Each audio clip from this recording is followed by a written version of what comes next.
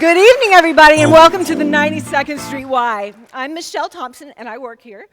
We are just delighted to have all of you here and to welcome you into our home this evening. Matthew Glickstein is the author of Slimed, an oral history of Nickelodeon's golden age, along with other books including the likes of Ragdoll, Daisy Goes to the Moon, and My Dog Forgot How to Read. He is the co-creator of National Lampoon's College Town, USA, director of feature-length documentary Act Your Age, The Kids of Whitney High story, and a regular contributor to various online and print publications around the globe. He loves combination fried rice and chef's pants. He is our moderator for the evening.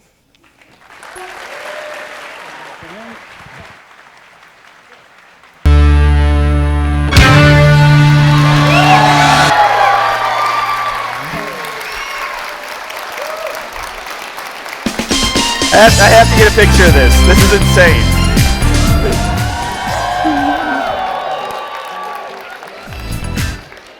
Can we do something kind of bad? We're not Disney kids, right? We're Nick kids. We kind of have a little bit of an F you attitude. I think my mom knows where this is going. For all of my birthdays when I was younger, everyone had to do one thing to the camera. You don't have to do it if you don't want to, but I want everybody to flick off the camera right now if you would. My mom, all my friends' parents loved my mom. They loved her. Okay. Sorry if I was a little bit phased in the VIP thing. This is nuts. I was going to memorize the script beforehand, but that's not going to happen. So anyway, I wrote a book about television, and there's a lot of hypocrisy there, of course. But what's really crazy about that is I decided to write about old television. I mean, we're talking old. This stuff is really old. 20 years, 25 years. This is old. Some of us weren't even born yet. All right? So, and this led me to something very important, though, okay?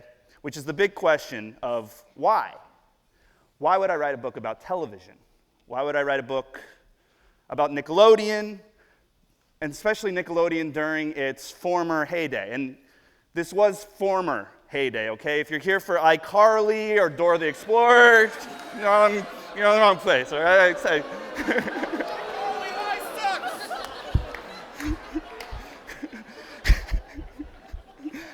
Same restaurant, different food. Okay, so when I've asked friends, thank God you guys are laughing. When I've asked friends like myself, other Nick kids, you guys, all Nick kids and whatnot, I've been thinking about it, and really there's two reasons. There's two words that I think of when I think about Nickelodeon and what makes it important. Boogers and farts, okay? No. Yeah. Connection and community. Connection and community. Okay, now we have Rugrats' own Chuck Swenson, who says in the book, that thinking about this kind of stuff is like thinking about an old football game. Who gives a fuck, right? But no. There's something that's really important here, and it's connected all of us here. We all kind of know each other. Some of you have been hitting me up a lot on Facebook. I don't know who you are. It's a little scary and weird, but that's okay. But like he says in High Fidelity, there's definitely, you look at people's DVDs and their music and whatnot, these things are important. Or as Ross Perlin puts it in Internation, film and television shape our hopes and dreams, our stereotypes, our views of history and the future. And I think that's really important. Nickelodeon is what we have. It connected all of us the way that prior generations got connected through Star Trek, through Star Wars, prior to that, Woodstock, Jimi Hendrix. This is our thing, and it's our time now. We're the arbiters of pop culture now. We're running magazines and TV shows, and we're able to do stuff like this. I was like you guys a couple months ago, and now I have to do all this stuff. So, there was even something in The Onion I saw where it said, two people met each other through their love of you can't do that on television. And in fact, actually, I'm wondering, did anyone come, did you meet each other through your love of Nickelodeon? Anybody? Anybody at all? Okay, we have a couple people. All right, that's good. That's good. Yeah. That reminds me, how many people are BuzzFeed editors that are here right now? Because I know there's just a okay, no. Speaking of which, speaking of relationships, I'm recently single, so it's okay, and how many of you are my ex-girlfriends, actually? It's the same hands are going up. No, but no, this stuff is really important, and, we're bonded for life, and we're bonded as a community. This is what we've got, and before I just keep rambling on incoherently, Thank you for not disagreeing with me. I want to say we've got something pretty special here, and I want to thank everybody for coming out. This is a crazy crowd.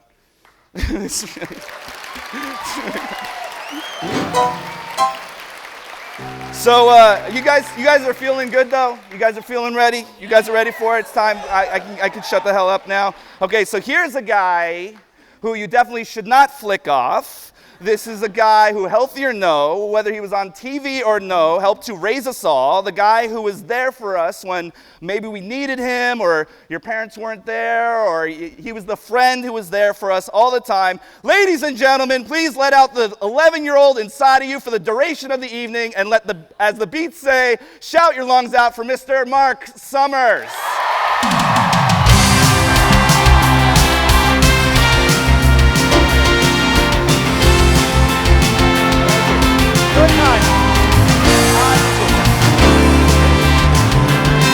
Very nice, thank you.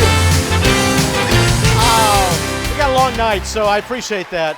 It's just nuts to see this, and I got to tell you, in the last year, I got this phone call from this kid calling me and saying, "Hi, my name is Matt, and I'm going to do a book about Nickelodeon, and I want to talk to you." And yeah, right.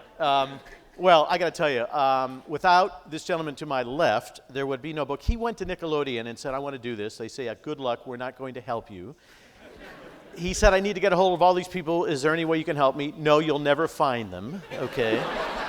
So he interviewed, what, 260 people? Yeah, just about. Yeah. 260 people that they said nobody would ever find. He found them. Okay.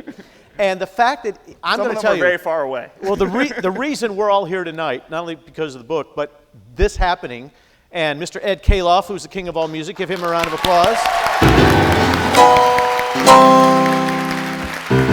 And all the people you're going to see here is only happening for one reason, and I think he deserves a round of applause. Mr. Matt Glickstein, thank you, sir. Nice job. So, I, about 14 months ago, was in a horrific car accident, and my whole face was like all over the place, and I broke every bone in my face, and I was a mess, and yes, that's right. Drooling, literally my teeth were over here. I never thought I was going to look, like this again. Not that it was that great, but it's as good as it's going to get. And I was home from the hospital for about 12 hours, and my face was the size of 2 basketballs, and he goes, "Mark, can you do the forward for me, because I need it by Monday," okay? So I was super drugged up and had no idea what planet I was on. And so I wrote this really like on another planet, and I called him up and I read it to him, and I said, "I know this sucks, and you're going to want to change it, but do I have the right tone?" And he was nice enough, as the publishers and the people from Penguin were, said, "This is perfect," and they didn't change a word, so I need to be on drugs more often, apparently. So he's asked me to read it. I'm going to do this, and you'll all read the book and see it, but it starts off, "On your mark, get set, stop." Oh, don't interrupt Mark Summers. Yeah, that's right. When you go to the movies, do you talk back to the picture too, sir? I started as a comic, so don't screw with me tonight.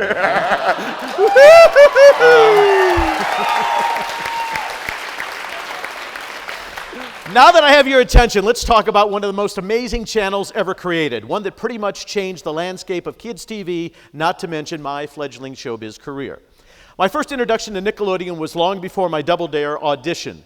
It was our nightlight when our babies came home from the hospital and wanted the 3 a.m. feeding. Right now my kids are 30 and 33, so. Cable was young, and we would catch the East Coast feed of a show that looked like something from the 50s called Pinwheel. The production, in my opinion, was absolutely horrible.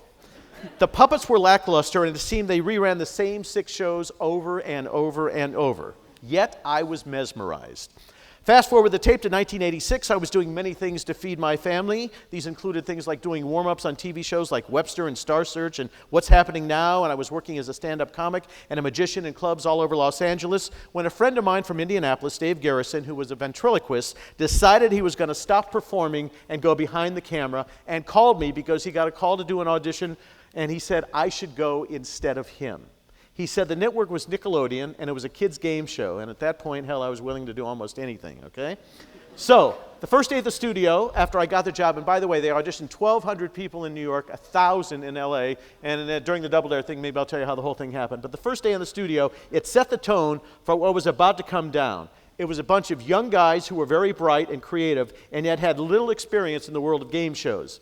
I was the old man of the group at age 34, although focus group said I was in my early 20s, thank God. With 13 years of experience as a game show writer, I had crossed paths with people like Bob Barker, Jack Barry, Ralph Edwards, and it really didn't matter. We all had a sixth sense of humor, and we were nostalgic for early TV references, and then I mentioned we could pretty much do whatever the hell we wanted, okay? Geraldine Laybourne, who was running the place, had a great philosophy: hire people who know what they're doing and let them do their jobs. I miss her. SEMA should listen to that. This is why the joint was successful. We were allowed to be a little off-center, think on the spot, and in my opinion, play up to the audience. We never felt we were doing a kid's show. We compared our humor to Rocky and Bullwinkle and Soupy Sales. It was a kids' TV that parents wanted to watch, and it was one of the main reasons Double Dare took off. Our success on Double Dare opened the floodgates. All of a sudden, kids had their own game shows, their own talk shows, their own variety shows, sitcoms, and dramas. They were all just a bit raw in production values, but the casting was superb, as was the writing. The people on screen spoke like real kids and were not blue-eyed, blonde-haired specimens from the perfect world of Disney. The audience could relate to what they saw on the screen, finally. Add to this contest that included romps through toy stores, Nick Takes Over Your School, arena tours with Double Dare, What Would You Do in Guts, and the best slogan anywhere, the place where only kids win. Mike Klinghoffer created that. It was the kids, a particular of a generation, the golden age of TV. Now well into their 30s, these viewers look back fondly on the shows, characters, and music associated with these programs. Why did it work? Was it the casting, the writing, the irreverence? Was it just timing? What you are about to read might explain it. Personally, I think it's like trying to dissect a joke. Why is it funny? Who really cares? It worked, and we're all glad it did. So, on your mark, get set, go! There you go, sir. So,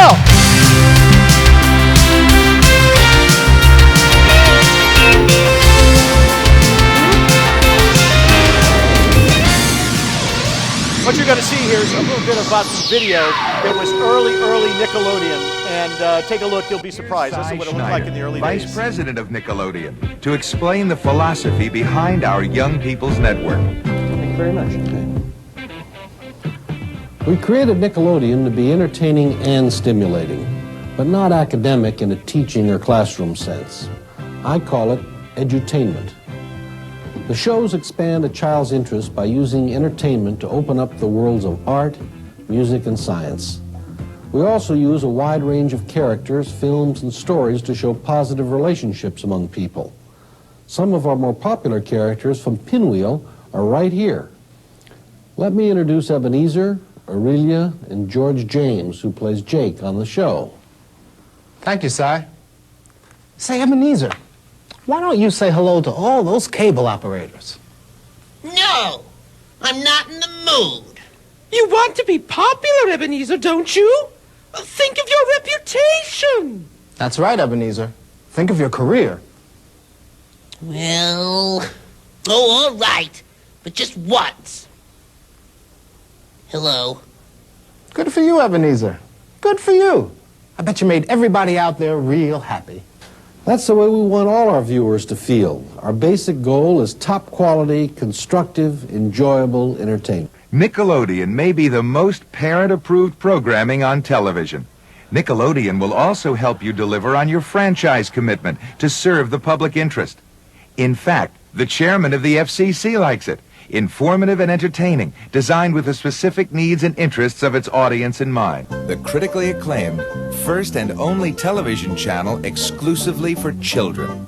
Continuous commercial-free entertainment for kids, 14 hours a day, every day of the week.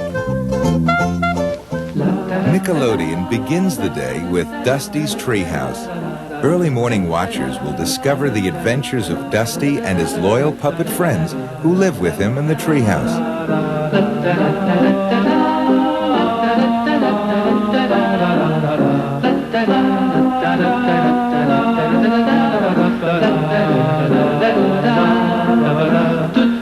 His discoveries provide a format at once entertaining and informative for young children. Next, Nickelodeon brings you the award-winning Pinwheel, a 5-hour block of imaginative programming for preschoolers. Pinwheel, Pinwheel, where have you been? Hello, how are you? And there you go. On Pinwheel, Mime, music, puppets, and films are thematically linked to give the child the opportunity to see a single topic from various points of view.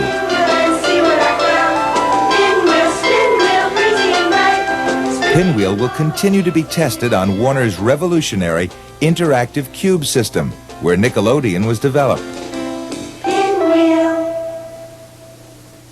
Then, Nickelodeon brings you video comics. Characters come to life in a format that encourages children to read along.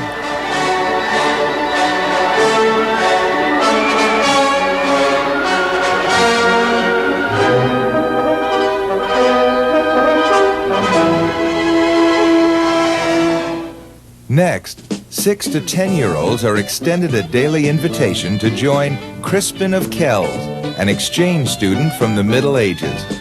Using fascinating films, Crispin explains the magic of the modern world.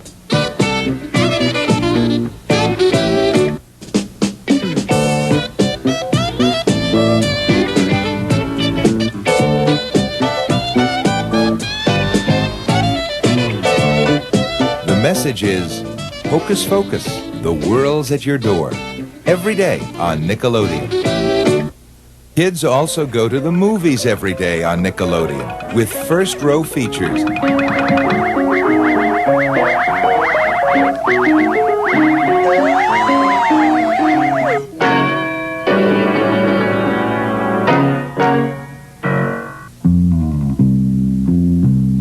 Entertaining, non-violent, first-row features appeal to young viewers' tastes as well as adults.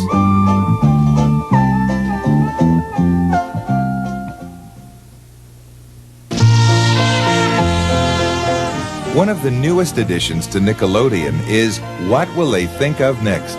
This imaginative science series explores dozens of fascinating subjects daily. It's all presented to be easily understood in segments both informative and enjoyable to watch. Nickelodeon also programs a variety show for teenagers, America Goes Bananas. Top celebrities, provocative discussions, zany skits. Bananas talks with young people, not at them.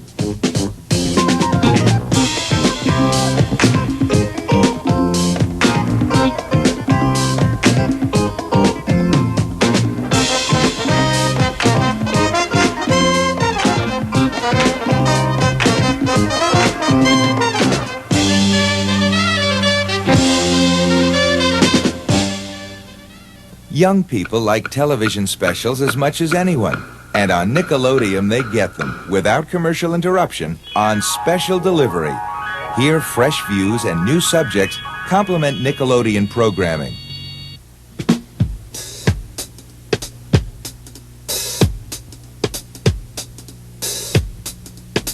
On special delivery, we deliver.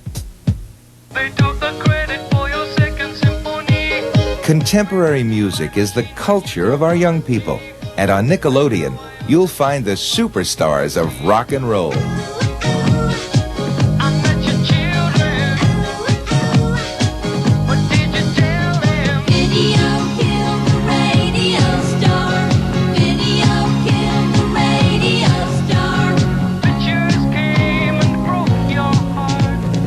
Music, just one of many young people's choices. From Nickelodeon.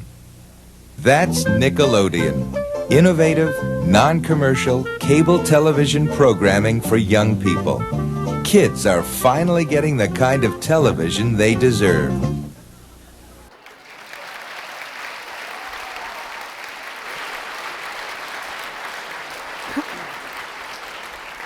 Hard to believe it grew into what it grew into after seeing that stuff, huh? Pretty interesting.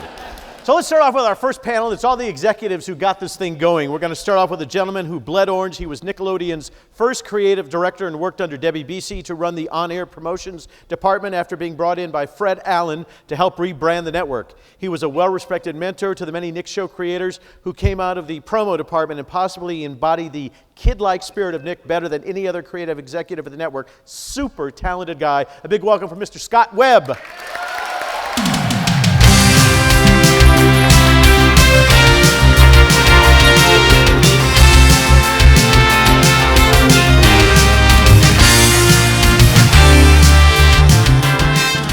Next man was my boss, and he said to me on day one, just remember, everybody's replaceable, even me, meaning him. So I went, okay, I guess I better not screw up.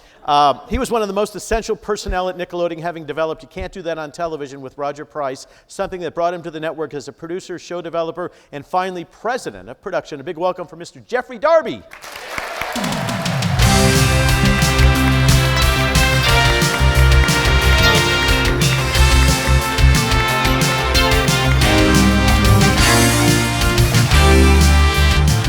Also, the first man to correct me and tell me that the word, you knew it. It's not jaguar, it's what? Jaguar. Yes, you said that now. I remember that. Unbelievable. Can't say it. I still can't say it. He's the one who made me learn the rules. I used to have the cue cards up, and one day he said, if you don't learn them, I'm going to tear the cue cards up. And right in front of me, I'm saying, I'm going to ask you a question, and if you don't know, and he starts ripping the cards right in front of me. True story. Bob Mittenthal began working at Nickelodeon and in the on-air promo department where he helped develop Double Dare. He's one of the guys, and he later developed and created other shows like Welcome Freshmen. Mr. Bob Mittenthal, bring him out here.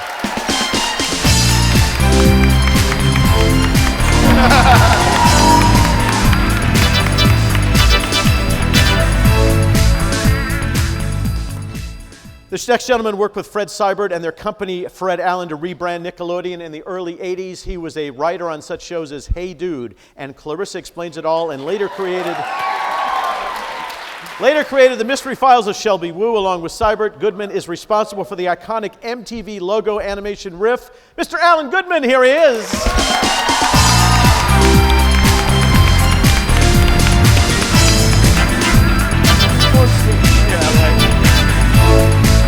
So, here's the deal. We have a lot of panels. We want to get a lot of stuff in. These panels are going to be about 12 minutes, and we'll move on to the next one when they have 6 or 7. So it's all up to Matt. Go ahead. Take it.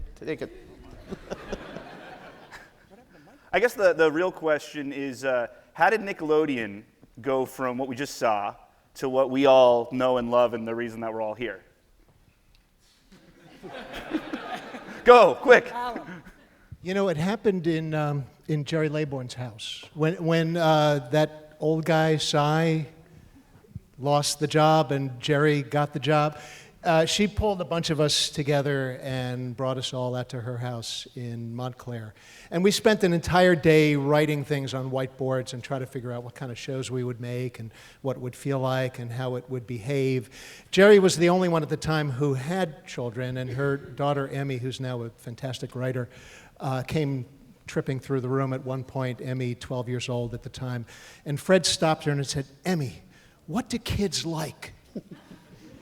And Emmy thought for a moment and she said, "Ralph Lauren?" I love that story. But then at one point, Jerry said, "You know, kids have a tough life." And it was like the light went off in my head, and I think for most of us. Because as an adult, you don't think that way. You know, as an adult, you think you have a tough life. You have a mortgage and car payments and kids to get through school and all of that stuff. And you figure kids have it easy, right? Because they just live in idyllic loveliness. But kids have all of these rules they have to obey. They gotta clean their room. They gotta do their homework. They gotta go to bed when you tell them. No kid would create the rules that we make them live. I take off my clothes at night. They land on the floor. When I need them in the morning, they're right there. You know, I mean, this is the way kids work. And it just occurred to me, and I think to all of us, that this would be kind of a noble thing we could do if we made this place for kids that was just, all of the rules went away. It was just their home base.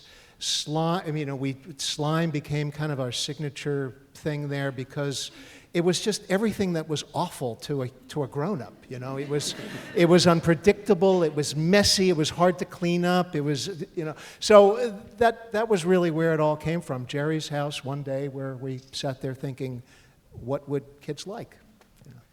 Was The Office just this kind of parade of crazy people? I mean, you guys had, all these wild shows and whatnot. I know I talked to a bunch of you people, but just how wild was it in The Office? I mean, was it just, cartoon land, or what was it like? Well, it's interesting that you have like a bunch of people here on the executive panel who were never executives, including myself. I started as a PA back in like in 1984, and at the time I started, Nickelodeon was big enough that the entire staff could sit around a conference room table, and we'd all smoke. 11 people. You know, you could smoke in offices back then, and I mean it was just kind of chaos. I mean, I remember when Will McRobb was doing The Adventures of Pete and Pete. You know, he said to me at one point that like, this is so great. It's like working for a college radio station. And you know, it's not like that anymore, I assure you. You know, there was a tremendous amount of freedom, more so than you could possibly imagine. And you know, to be able to work in a place like that, where somebody who, you know, I was 22 years old and had never done anything, and they said, we want to do a game show, and you know, and I got in a room with like, you know, the VP, and you know, and we came up with Double Dare, and it was like, that was just like a day at work, you know. You know, I think there's this mythology that anything could go, because that wasn't, I don't believe that was true at all. And I was a VP at the time, but there actually were, you had to have rules. And the reason that you had to have rules, and Scott brought this out one day in some meeting, was if you start with a complete open book, an open world, without any structure, you don't get anywhere. When you put some structure around it, like even if it's an 8.5 piece of paper, then you put constraints on it and you're able to be much more creative. So there were a lot of constraints. And when there weren't constraints, which happened a little later, we put them on. Because once you put constraints on, things honestly become easier. So I think there's this myth of anything can go at any time and all that, but it's actually, we were pretty disciplined. We didn't have any money. Right, that was one big constraint. But, so I'll give you an example of a constraint. An example of a constraint is, we had to go in and, you know, we have to brainstorm a game show. You got 3 hours. Okay, so there's a constraint. And who's around the office that day? That's the next constraint. And literally, so there we are, sitting in a conference room, seriously, with a bunch of whiteboards, going through how the heck do we ever structure a game show. And Double Dare is what came out of that, but it took 2 iterations to get to the one that ended up on the screen. 2 pilots, I mean. And the pilot was made in Jeffrey's house, in the basement. Right, and Jerry's kids were used as both cast and guinea pigs for physical challenges for those pilots. And one of the physical challenges that didn't work was hitting a target with toothpaste by taking a sledgehammer and hitting the toothpaste and seeing the stuff come out. You know, actually, the toothpaste doesn't come out the front when you hit a sledgehammer, just so you know. And the reason you've never seen that on television is because it doesn't work. It comes out everywhere. So, there, you know, it sounds wonderful that anybody can do whatever they want. Believe me, it was pretty constrained.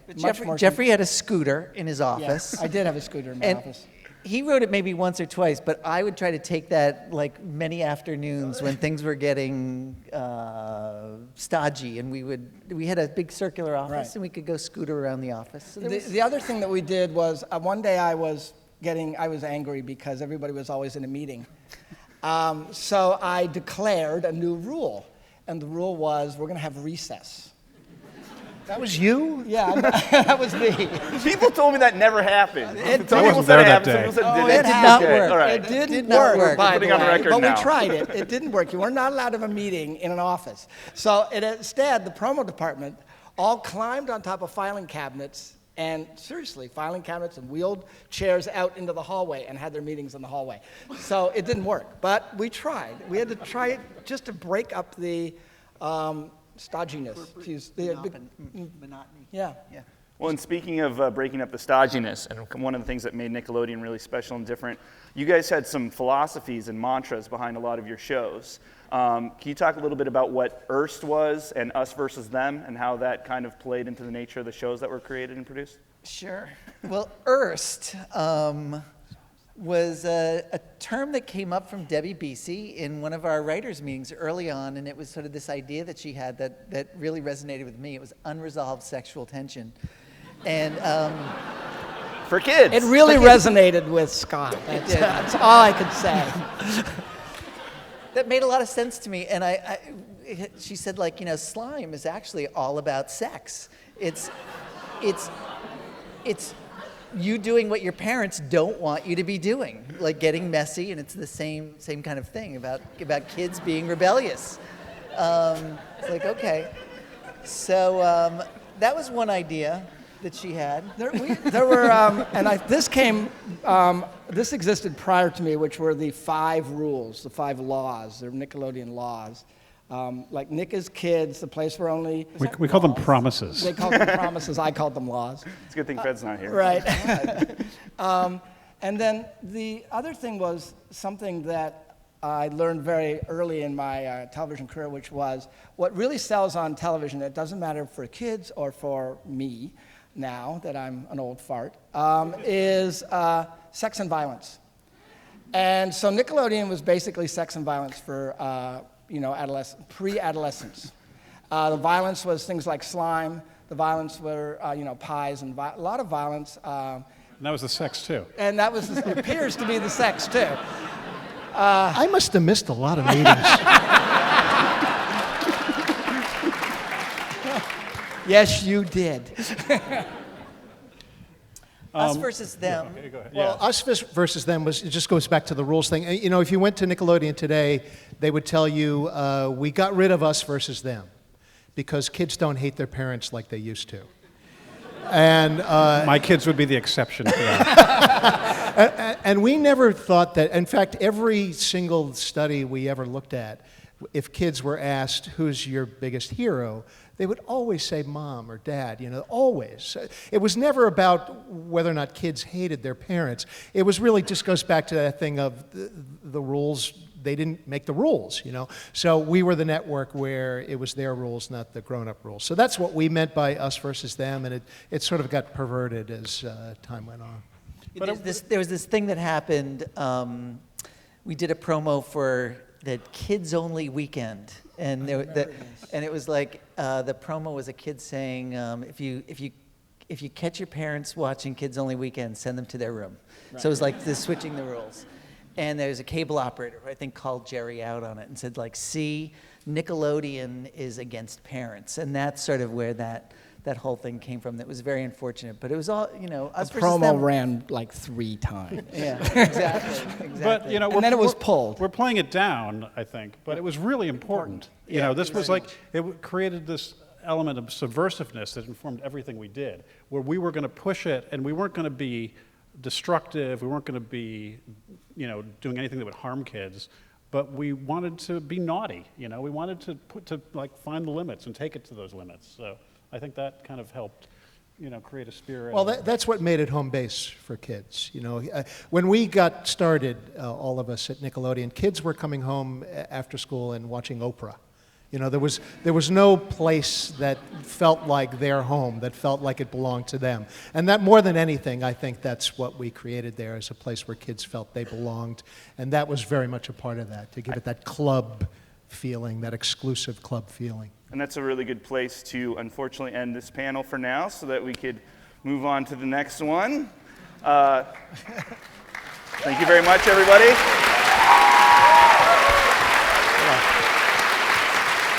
Learn more in the book. All these guys talking there.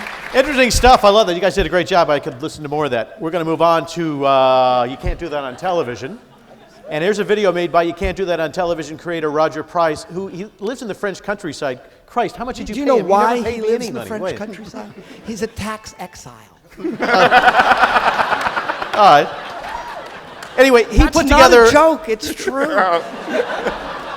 Darby was very helpful with this book, by the way. Very helpful. I'd call him up. What really happened? Yeah.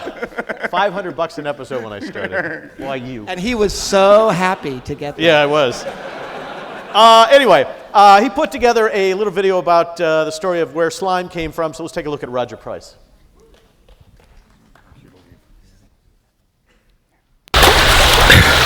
Hi, Matt. Hi, everybody. Hi, Jerry and Jeff, if you're there somewhere. Obviously, I can't see you. I'm beside the river in France, and the splashing you can hear is my dog splashing about in it. And so Matt. Today you're publishing a book called Slimed. That must be almost as embarrassing as to go down in history as the invention of slime being your one great achievement in life. Actually, it sort of invented itself, and I'll tell you how. You see, slime was similar to the sort of stuff we dumped on the heads of the kids in the British TV series, which led to You Can't Do That on Television, and from which You Can't Do That on Television was adapted, or stolen, if you can steal your own ideas. And that was because we're going to have kids presenting a TV show. The kids at home will like to see the presenting it, like to imagine that they are presenting it, realize that they're not, and then feel jealous of the kids on TV. So the idea was to do something really nasty to the kids on TV. Or maybe it's just like dumping slime on people's heads. So was I the inventor of slime? Well, in the way that an artist who thinks up a work of art and it's then made for him by craftsmen is the artist who created the work, I suppose I was. But we didn't get round to shooting that scene during the pre-tapes of 1 week, and then it was put off to the next week, and the bucket returned to the props department. It was supposed to be sewage, and who knows what it was, just a bucket of slops from the kitchen, probably. But in the passing week or two, Jeff will tell you how long, it turned green and horrible. And when we came to shoot the scene, at the very last minute we realized that this was not fresh slime. However, time was running out, so down onto the head of poor Tim Douglas, the first kid ever to be slimed, came this obnoxious brew, which had turned green of its own accord, so it sort of invented itself. And very, very smelly. If Tim is still alive and hasn't died from the toxic effects of being slimed like that, he can have my apologies now. So, was I the inventor of green slime? Well, probably. If artists are, then I was.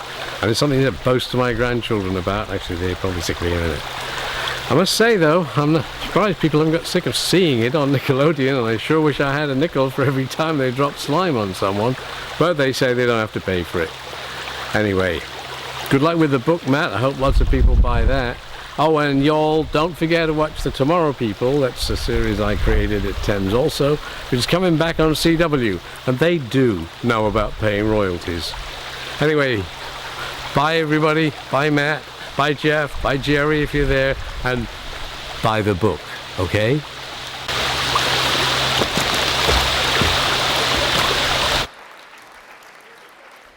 I couldn't understand a word he just said. And a note to Mr. Price, next time, don't record in front of a babbling brook, for Christ's sake.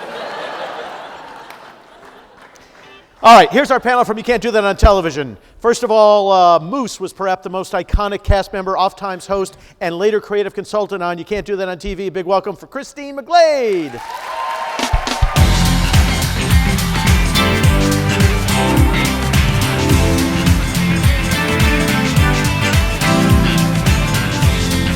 Back one more time, ladies and gentlemen, because he was such an integral part of the network, Mr. Jeffrey Darby.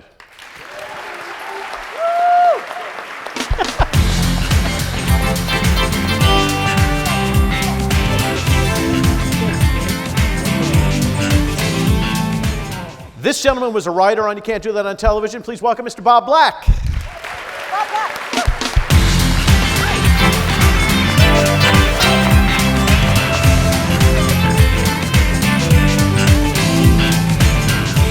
This young lady was the drama coach on You Can't Do That on Television, who worked with the cast members and taught them, as she said, not to act. Please welcome Carol Hay.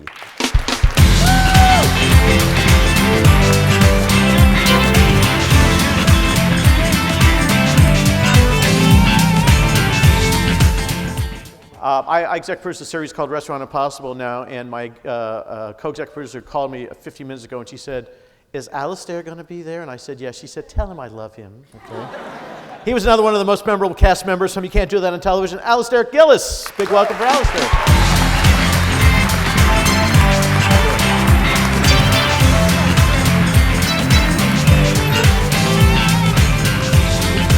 Emily Rosenthal wrote an entire episode, You Can't Do That on TV, as a 15-year-old fan, and would later co-create You Can't reunion conventions with SlimeCon and with Josh Yon, who will be moderating this panel. So welcome Emily and Josh.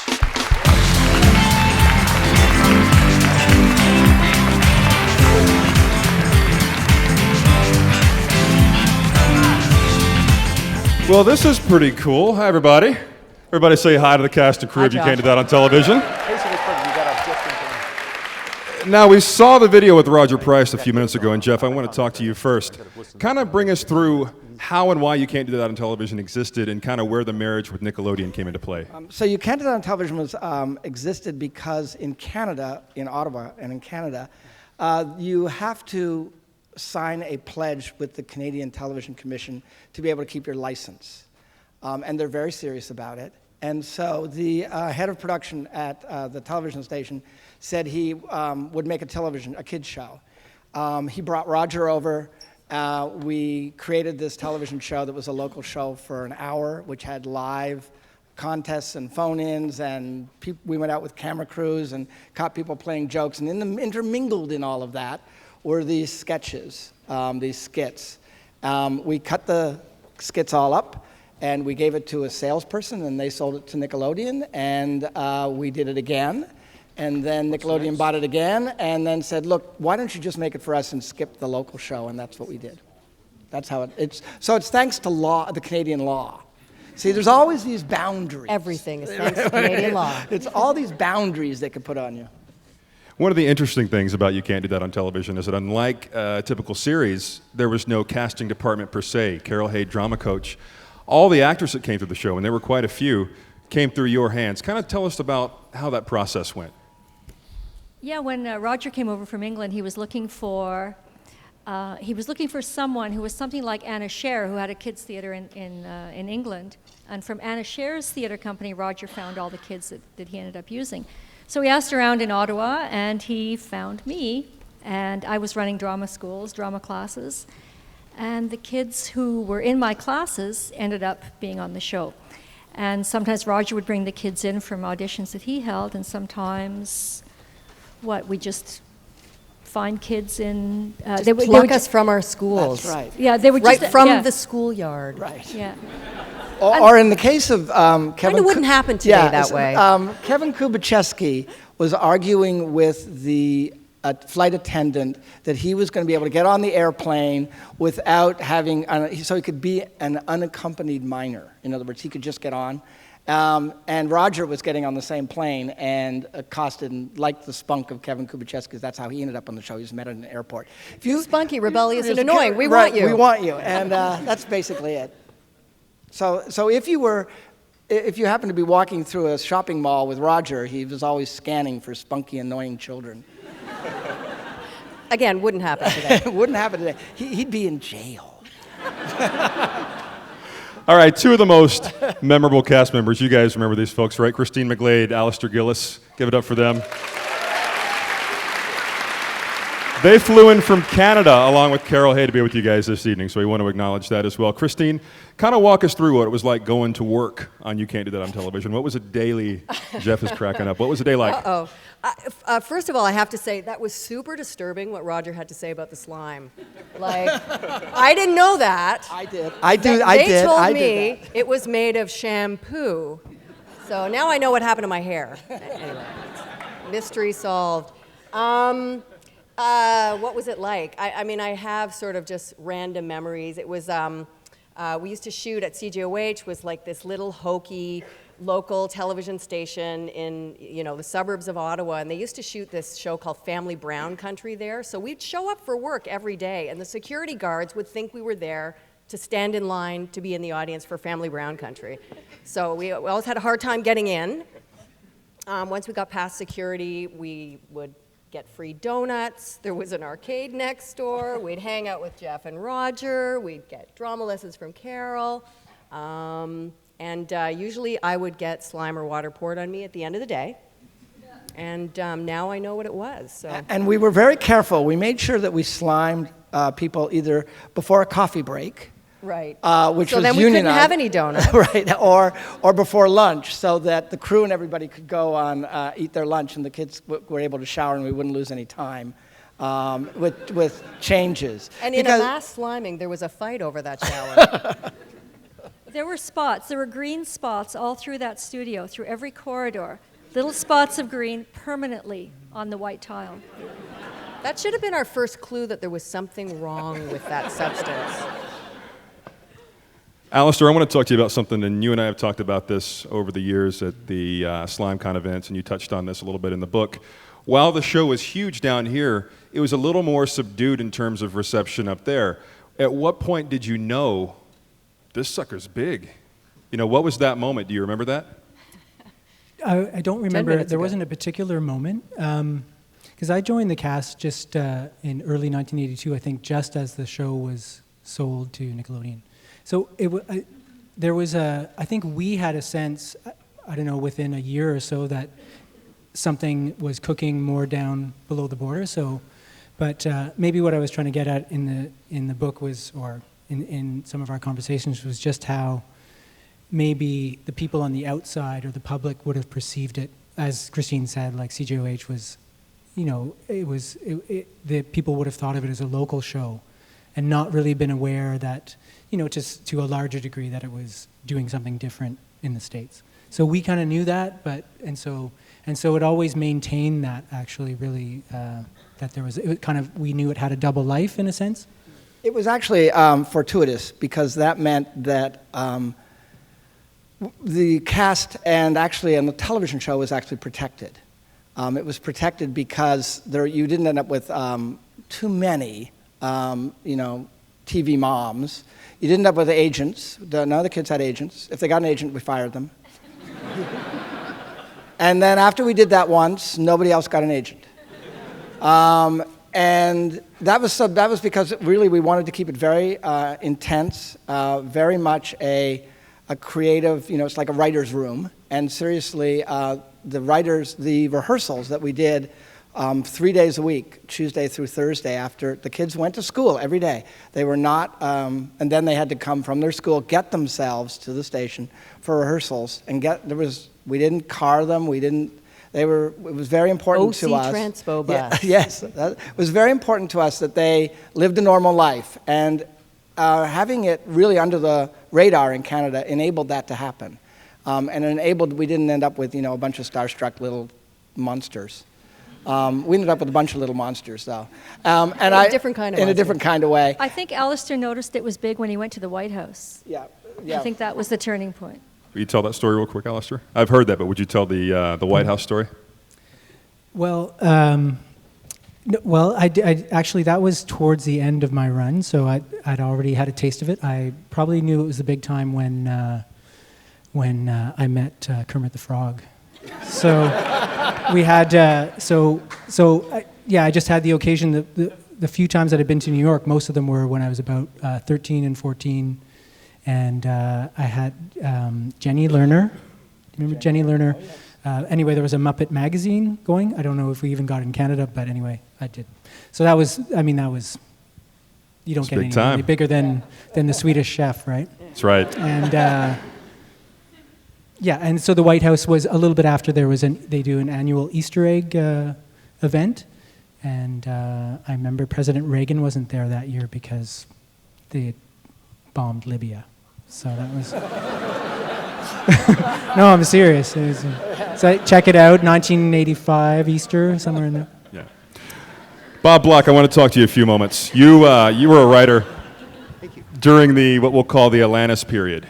And walk me through what that was like. Tell me about the writing process through the years of You Can't. Well, actually, I only met Alanis once, but she was after my time. But basically, I was in college at the time, so I did a lot of my writing far away and had to send them. We didn't have the internet, so the snail mail had to send the scripts up. But then I had the best, I tell people I had the best summer job ever in 1985 because I actually got to go to Ottawa to the little TV station, which looked like a really good TV station to me, not having seen one before. Looked great, awesome. And I was kind of the script doctor in 1985, and basically I would sit in on the read-throughs and see what worked and what didn't, and the kids would ad-lib changes to the lines. Les Lai taught them that, I think, because he was an expert at it. And basically, if something didn't work, they said, go fix this. Or if we needed more, the day was running short, so it's like, hey, we've got the movie theater set for another half day. Write some more movie theater sketches. So. But you told me something earlier about Alanis. Tell me what that was. Yes, I did. I ended up, it was one of my sketches that was the one that was the only time Alanis Morissette got green slimed. This man right here. Once. All right, one of mine. We're running low on time. I want to talk to Emily really fast because you have a really unique story. Emily wrote one of the most well-known episodes of that particular era called Contest. But your story, you weren't a staff writer. Tell me about that. I was 15 years old. It was my favorite show in the world. My brother and I videotaped it every day, watched them over and over again. And I thought, let's tape our own version of the show. So I wrangled my parents and friends, and we shot a 3-minute sort of parody, our own version of the show in our house. My dad was Barth. My mom wore the mismatched gloves. We made green slime, and we shot this video. And I thought I'd like to send it into the show just so the kids could see it, and they could see what big fans that they have in little Miami Lakes, Florida. And Roger Price, who you saw in the video, wrote me a 2-page letter about a month later saying how much they enjoyed the videotape and the parody and what a great job we did, and invited us to write a script for the actual show. I mean, it was an amazing dream come true. Honestly, it wasn't even a dream because I had never fathomed writing a script for my favorite show, but we wrote the script and took the money that they paid us and flew to Ottawa, and we actually spent a day on the set watching them tape a couple of scenes from our script. And stayed in touch with some, and some, still friends to this day. It was an amazing experience. That was a dream come true to actually go there. It was great.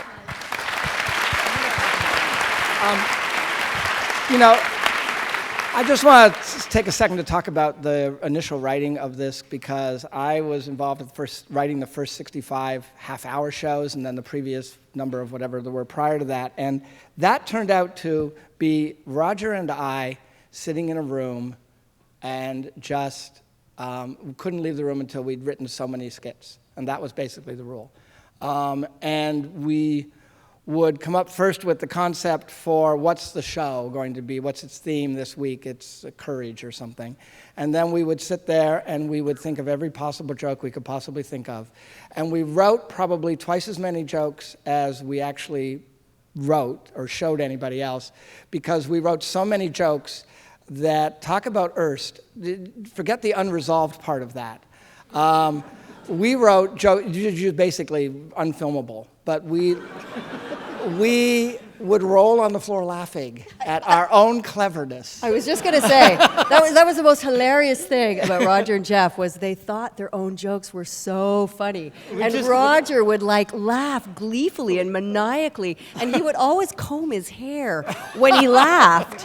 When it was really funny, he'd pull out a comb and comb his hair and laugh.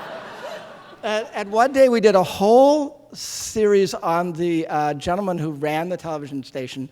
The president of the television company was called Mr. Nichols. So our president of the network was called Mr. Dime. And Mr. Dime got locked out of the the kids were using the executive bathroom, and they used all the toilet paper. And so Mr. Dime, unfortunately, ate some X-Lax or something, and not like there was any toilet humor in the show. Right. And we filmed him coming out of there, putting $20 bills back into his wallet, and going 15, 20, I'll remember this forever because I don't think it ever got to 15 $20 bills. I'll never eat Brad muffins again.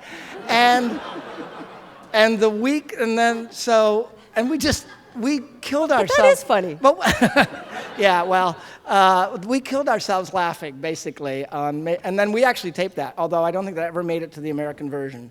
But it did make it to the Canadian version, but not the American version of the show.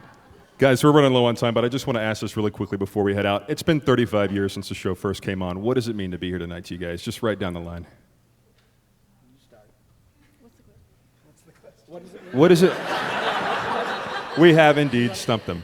Well, no. I mean, what does it mean? It's been quite a while. You have this amazing... It's great to be back with old friends, right. Which we consider everybody out there to be. And it makes me feel really old.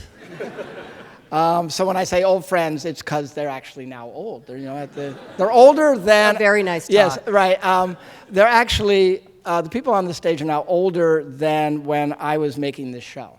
I mean, because I was 24 and 25. I turned 25 when I was directing the first season of this show and writing it. So there was a picture of the cast on the cover of TV Guide, and Jeffrey happened to be in the shot when the photographer took the picture, and he was identified as a cast member. Right.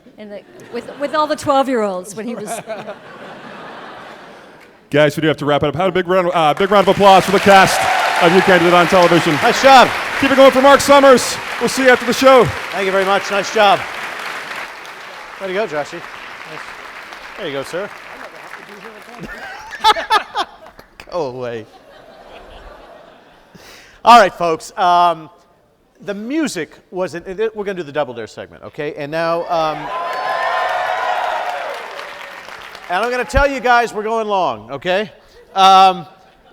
There were so many integral parts that made our show special, and I think key was the music.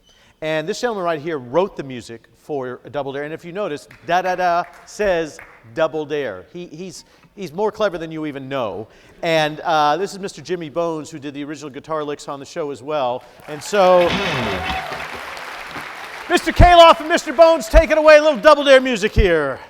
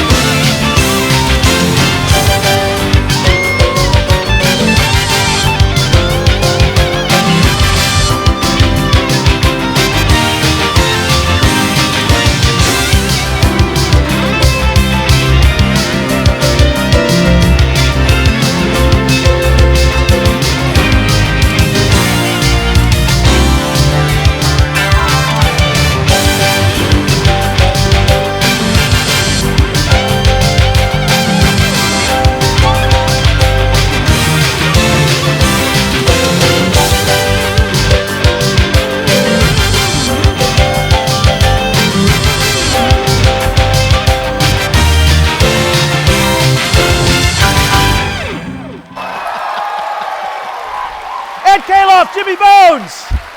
Whoa, way cool.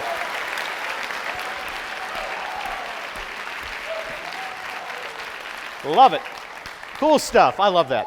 So, the cool thing about the show is whatever happened on that stage in Philadelphia in 1986 remains. We are all still really good friends.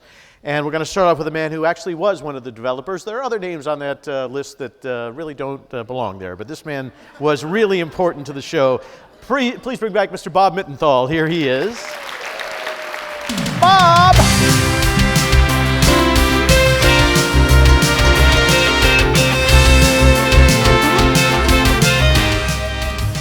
This next gentleman I'm going to introduce to you, I'm telling you, without this man, Double Dare would have never, ever become the hit. He would sleep at the studio.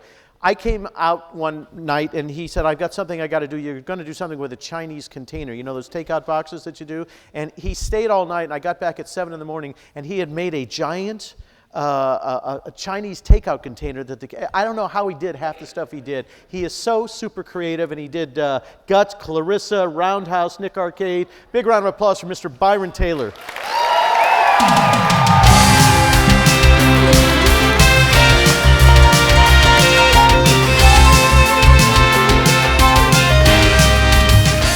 Genius. That man's a genius. I'm not kidding you. Seriously, I'm not kidding you. All right. A man who is our producer, our director, and the imp behind many of the things that we did that we should have never done but got away with because although Darby would like to tell you he had control of the show, they were in New York. They had no idea what the hell we were doing. So please welcome our producer, director, and creative genius behind it, Mr. Mike Klinghoffer.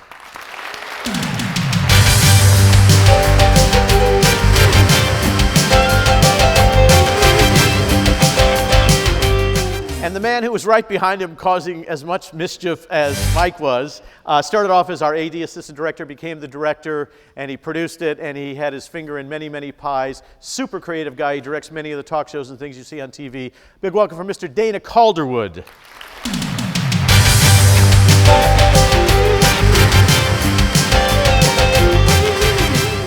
These next two people made the show for me. We're still friends. We're doing an event in Philadelphia now called Dunkle Dare.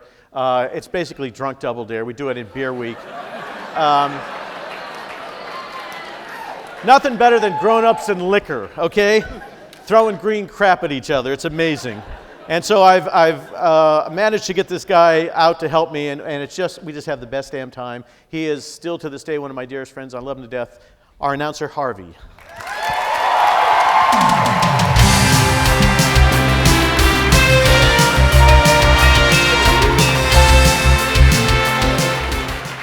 We did a couple episodes, and Mike and Dana and I realized that I couldn't be out on stage by myself. I needed an assistant. So we said, well, who can we get?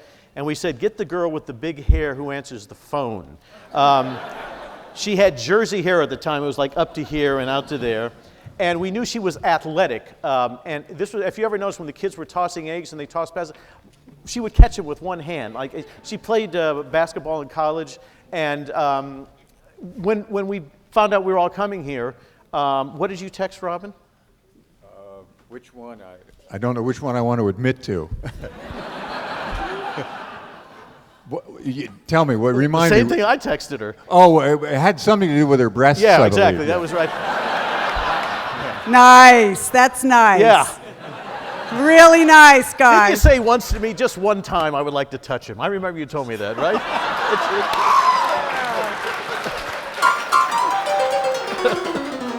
He didn't tell me that. I have this button here that shows us in a romantic embrace. That's right. Nice. Anyway, she took a lot of abuse, and I always keep it in this pocket right here. I'll just tell you, her mom's in the audience today, and we found out that Robin's was. How old are you, Robin? 24. Oh, yeah. Anyway, I think Robin is 15 years younger than me, and her mom is 15 years older than me. And Robin once asked me, given a choice between me and my mom, who would you go for? Who did you pick?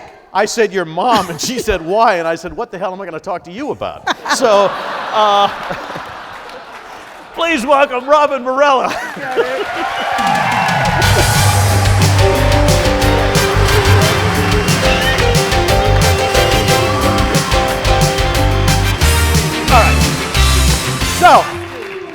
Nasty. You want to do this? you want to try and control me? You can sit Just there. figuring this all right. all out. Thanks, Matt. So anyway, Go. I'll go over here. You gotta do your thing.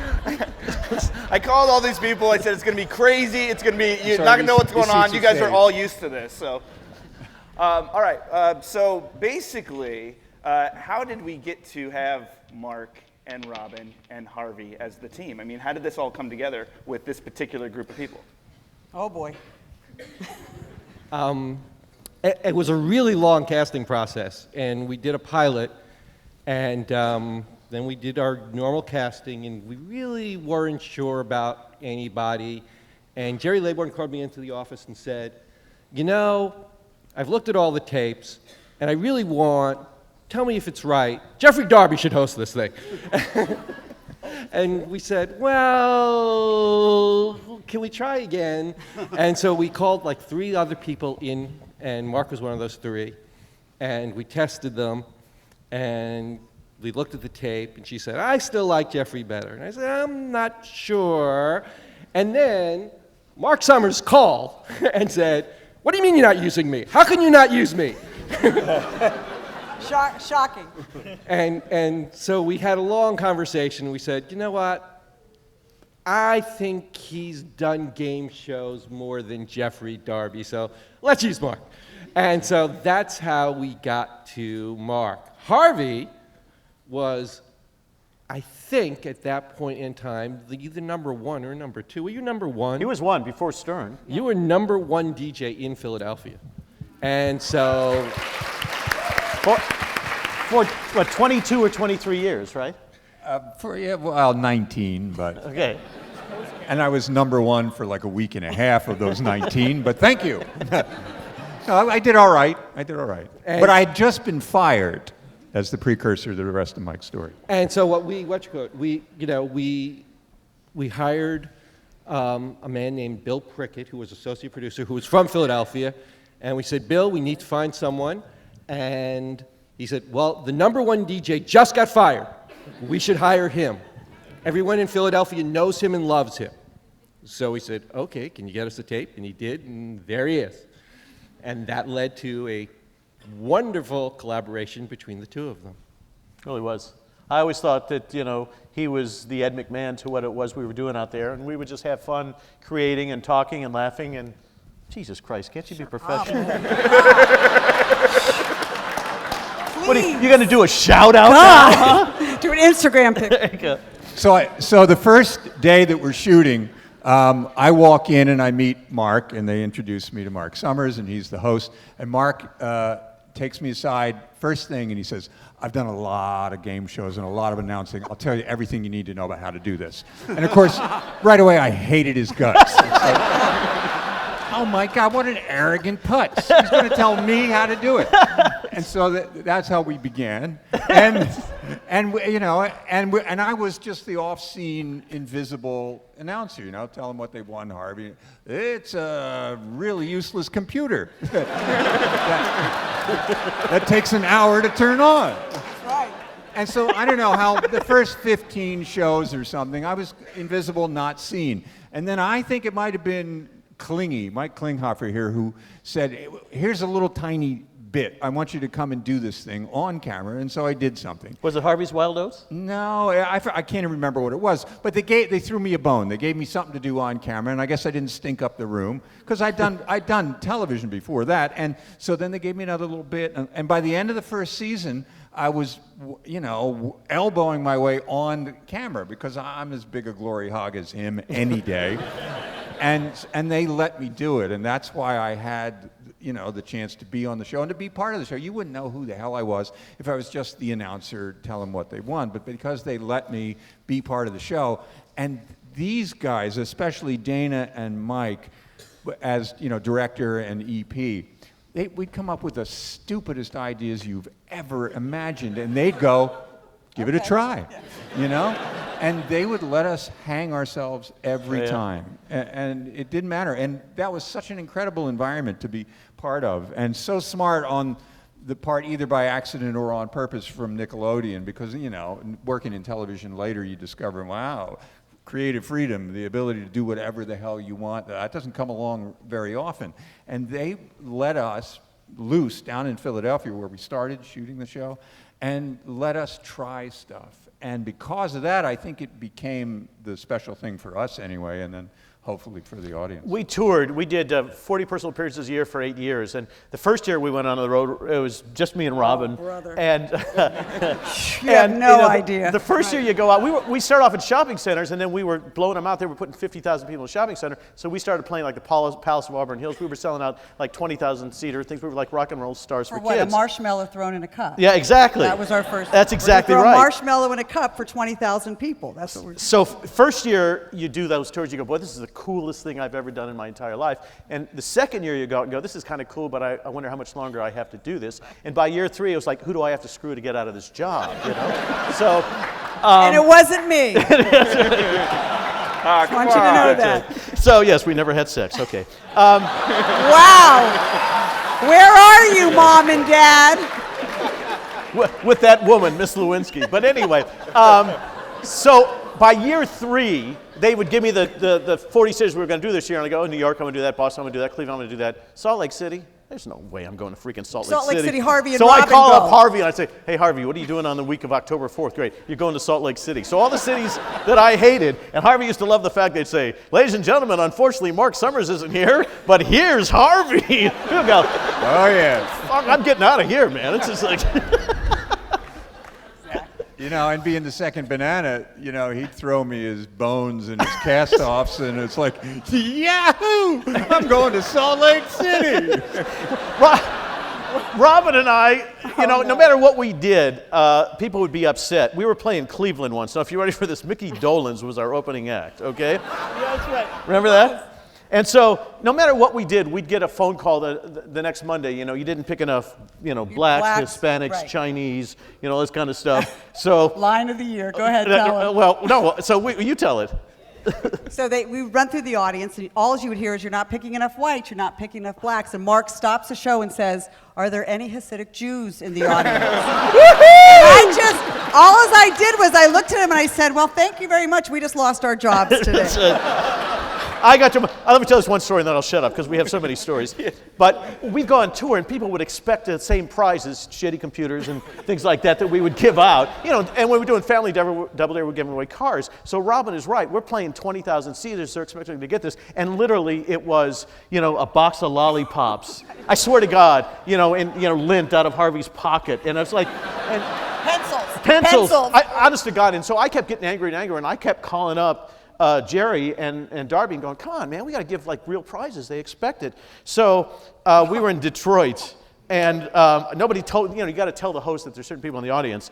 So there was this big deal with Kmart that they were going to buy like millions of dollars of advertising on Nickelodeon, and all the executives were in the audience. They don't tell me. So they said, Harvey, what are they winning? So it's a $10 gift certificate to Kmart. And I looked down, Jerry Laborn was there. I said, come on, we got to do better than this. Okay?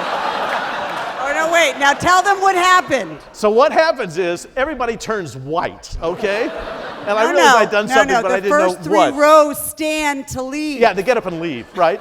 So Jerry comes back and she's pacing and they go, what did you do? Why did you do that? I said, well, for God's sake. She said, those were all the executives from Kmart and you just blew a $4 million deal, okay? So she says, you know what you have to do? You have to call him. And I said, I ain't calling this guy, okay? And Robin will do it. Robin will do it. No, get Harvey to do it. He'll do anything. So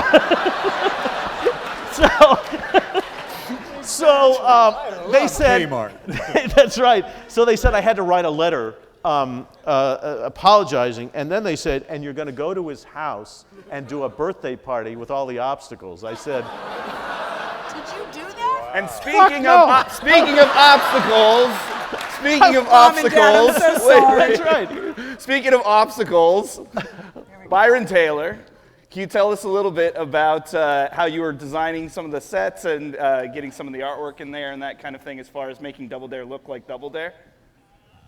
Yeah, sure. Go for it. Well, I mean, this was the one show that that I started on at Nick, and I mean, I didn't design it. It was Jim Fenhagen designed it, and I just wound up, you know, drawing on it for 2 weeks, and then 2 weeks became 5 weeks, and then it kind of snowballed from there. But you know, it was a lot of fun, obviously, and you know, all of the ideas really came from just sitting around and you know, brainstorming with these guys. And what was your favorite? What was your favorite obstacle or your favorite thing that you kind of developed or invented there? Oh gosh, I don't know. Pick it. Pick it, I guess. Yeah, I mean, we ran through all of the body parts that we could put on television. You know. We even tried some that we couldn't put on television, and you know, we literally, you know, Byron is Mark said it before, he's a genius. So you know, we would say, can you create like a big navel that we can sort of try and get things? No, okay, he did. It just didn't work. But no matter what we said, no matter what we did, and we had the philosophy that nobody had a monopoly on good ideas. We let the entire crew come in and come up with ideas for obstacles or things like that, because we knew that no matter what they did, he'd know how to build it. And so, and they did. Everyone would come to us with different ideas and different things, and so that's how slowly the obstacles grew and grew and grew. And no matter what we did, he never said, "I can't do that." It's true. Dana, you want to? Dana, can you talk a little bit about?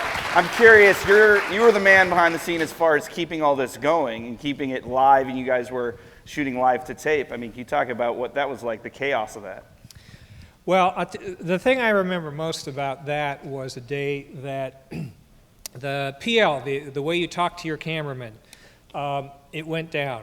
They couldn't hear us in the control room, and so what we had to do was push the announce button to announce that we're counting Mark into the show. And every time we would count down, the time code would go bad and something would happen. So I remember pushing the button and going, okay, this is it, 10, 9, 8, counting up, 5, 4, 3, the thing slipped again. I said, oh shit. And without dropping a beat, Harvey said, oh shit is a technical term in television. It has to do with the... Tell them about the rehearsals for trying to break in new physical challenges. Well, you know, it was something we do at lunch. You got to remember, we were all of us, it was kind of our first job, or our first important job. And we were all too dumb to know that we didn't know how to do it. But that was great, you know, because we learned by doing it. Well, you can't do that. Well, we just did, you know, that type of thing. So we would, at our lunch hours, we would go on set and we would try new physical challenges. You'd probably tell some of these better than me. Lunch hours, after hours, we would stay, and there was not a single physical challenge that was done on that show that we, the staff, did not do ourselves. That's right. And it had to get done 3 times or else we wouldn't do it, okay? That's it. So you remember the paper airplane? Oh, God. Paper airplane, we brought out a mailbox. It was very simple to take a paper airplane, and Mr. Summers said... Okay, it's no way you can do it. If you put a mailbox here and kids over there with paper planes, and they have 30 seconds to get one, and I said, there's no way in hell it will ever go, okay? So that's, yes it will, yes it will, yes it will. So I looked at the camera and I said, okay, we're going to do a physical challenge that I don't think we should be doing. I don't think it's a very good idea. As a matter of fact, if anybody does this, I will give you my house. On your mark, get set, go. The first kid, son of a bitch, right into it.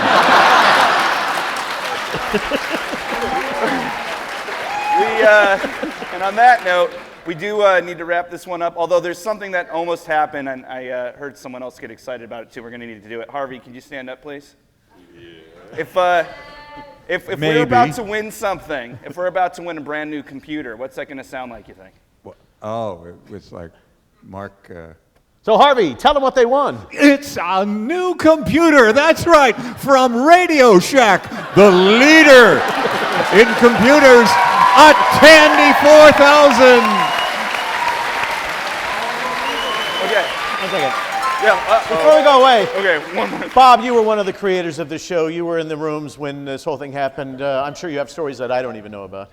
Yeah, Bob, you talked about how you were helping coming up with the structure of the show, really. Yeah, I came up with the part of Double Dare that absolutely no one cares about. So, hence why we almost... The structure of the game, of the upfront game. Ooh. That was truly important to me. but to no one else in America, you know? And I would go to people and say, isn't it cool how, you know, you never have to not know an answer on this show. It's like it's, you know, you can challenge, you can dare, and then, you know, and you never have to be embarrassed for not knowing some stupid trivia question. Believe it or not, Bob makes fun of it, but it's exceedingly important because this was a game show, and part of the reason we always believed the popularity of it was the thing that Bob came up with was like, you never had to give a wrong answer. You never had to feel stupid. You never had to feel silly. If you didn't know it, you could pass, double dare back. You never had to give a wrong answer. And so you never could, the kids never had to feel embarrassed. That was Bob. And there's a tremendous, I mean, these guys have done lots of game shows. I've done only a couple of them, but there's a tremendous science and art to doing game shows. You don't want them to end up in a blowout where it's 1,000 to 5. You don't want people to look stupid.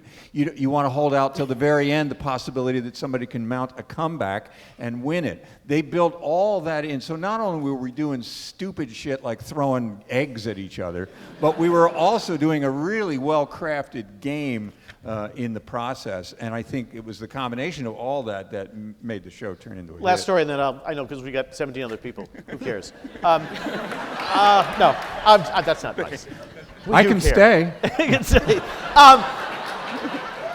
We did live to tape. We almost never stopped, and so one day these people get more gack on than they can believe, and I say, "Oh my God, she was gacked up to yin yang." Okay. So I look at Klinghoffer and I said, "We're stopping, right?" And he goes, "Oh, no." And I said, "Okay, we'll be back." I throw the commercial. We'll be back after this. So they go to commercial. I said, "We can't say up to yin yang." Okay. I mean, so he goes, "No, we'll fix it." So we come back. He says, goes to Byron and says, "Can you do this?" And he comes out and he gives me the sign for yin and yang. And I goes, "What I meant by that was," and I'm holding up these cards. That's the kind of stuff that Klinghoffer would do. It was fantastic. Anyway, I know we got to move on. So thank you guys.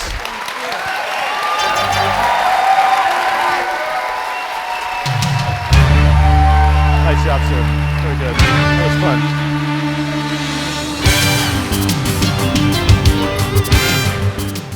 Alrighty, so if you love the unique music and sound effects of Nicktoons Doug, you have Fred Newman and Dan Sawyer to thank. We're going to hear them now, live performing the show music, including the Beats, ladies and gentlemen, right here.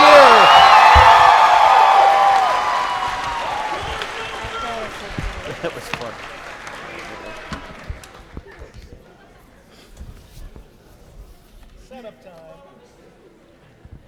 Awkward setup time here.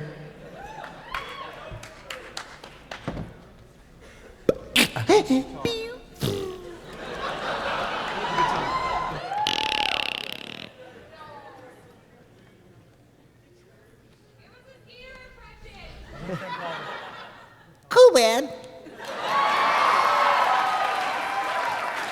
I don't think I've ever done them like out in my regular clothes.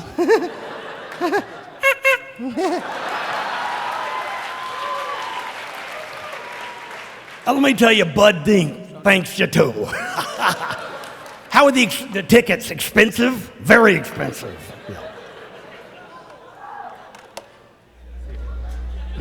Let me know when you're ready. Okay. Keep going. We could do that. I thank you with all my faith. Yes. Fin truck. Yes. Thank you very much. Yes. Yes. Important. Well, what's that? I'll take that, but I don't really hey, I was part of a really awesome team. Yeah, it was a great group. Shall we begin this thing? Yeah. Yeah, I think so. Are they ready?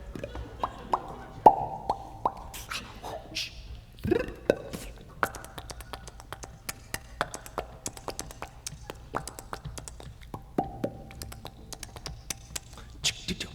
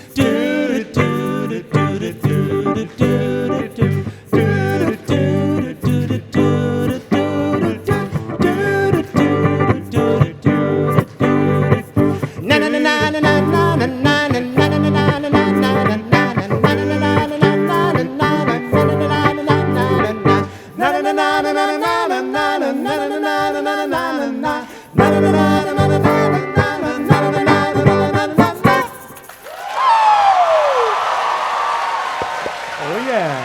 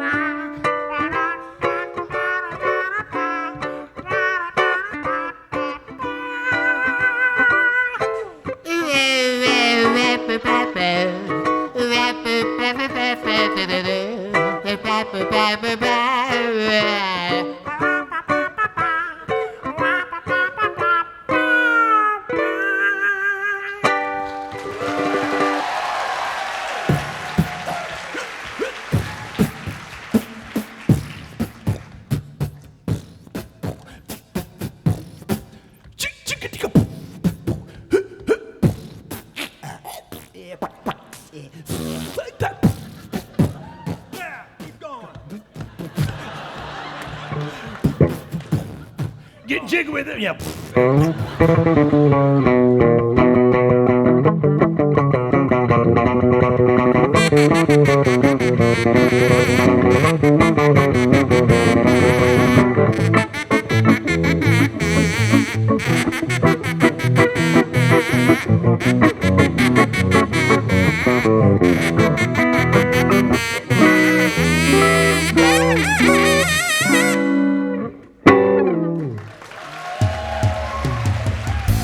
Oh, yeah.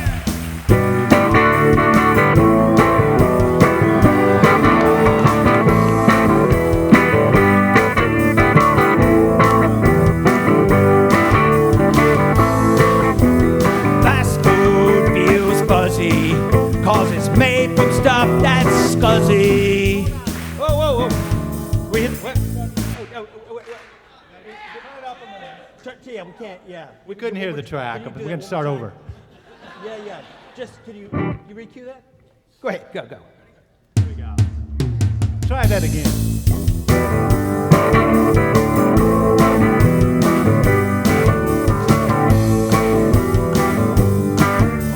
Okay, there we go.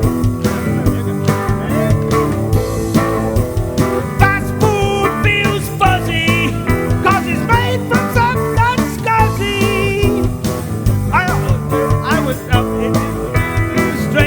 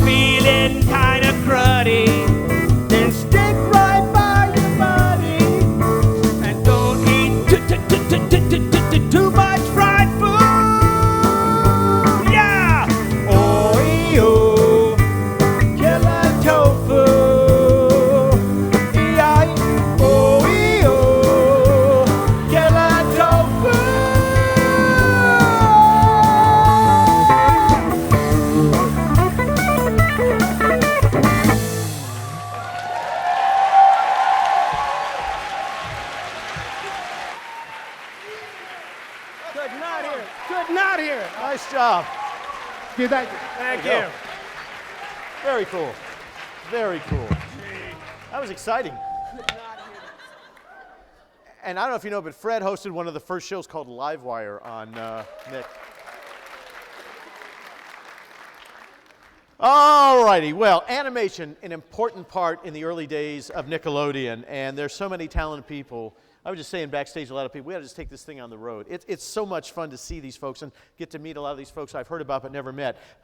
This next young lady was the vice president of animation at Nickelodeon and is credited with having been the guiding force behind the creation and the origin of Nicktoons, including Doug, Rugrats, Ren and Stimpy. She's worked in numerous animated series in the past, considered the person who devised the 11-minute cartoon segment, which has become the industry standard. So talented and a wonderful woman, Vanessa Coffey. Big round of applause for Vanessa.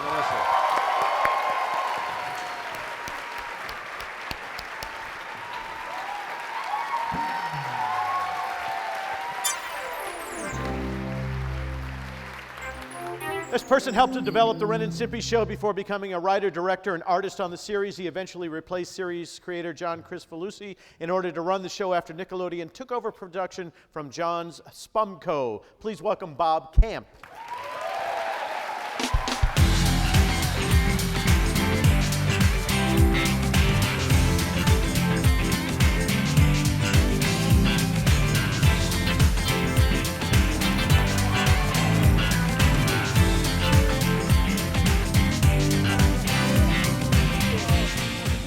This person was the voice of Patty Mayonnaise on Doug, and you might recognize her from Woody Allen's Sweet and Lowdown, Fried Green Tomatoes, and recently Orange is the New Black. Please welcome Connie Shulman. Come on, Connie.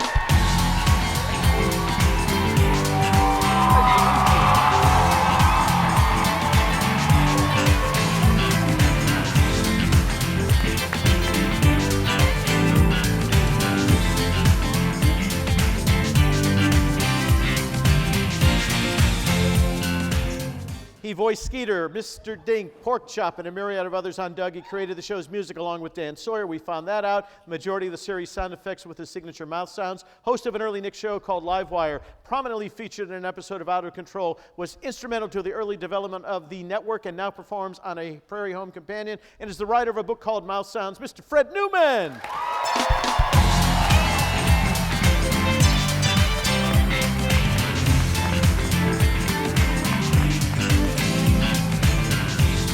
Let's welcome back to the stage the man who created the music for Doug, Mr. Dan Sawyer.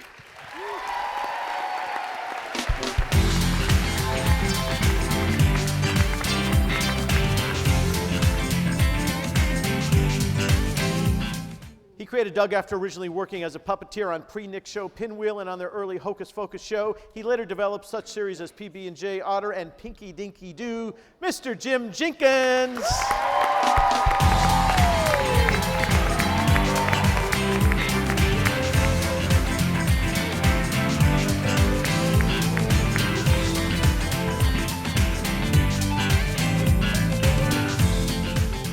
In addition to being the creator of Clarissa Explains It All, also the story editor for the original Nicktoons, he's worked on numerous other shows over the years, created the likes of Bear in the Big Blue House, and is now working on a YA novel that continues Clarissa's adventures into adulthood. Please welcome Mr. Mitchell Kriegman.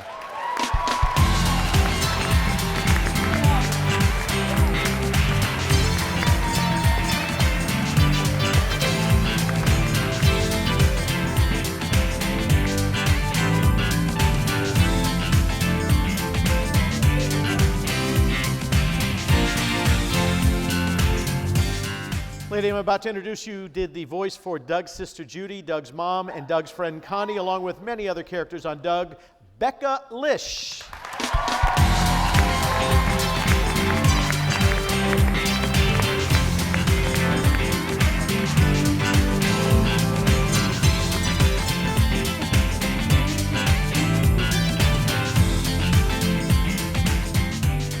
This gentleman voiced such characters as Doug Funny, and Roger Klotz. He concurrently voiced Stimpy, and after the show creator John Crispolucci was fired, Ren, along with other characters on the Ren and Stimpy show. You've heard him on the Howard Stern show, on Futurama, and when I He also, a lot of the voices that Mel Blanc did for years, they didn't think anybody could replace him. This man did. When I saw the list of people who were coming here, this was a guy who I couldn't wait to meet. Big round of applause for Mr. Billy West.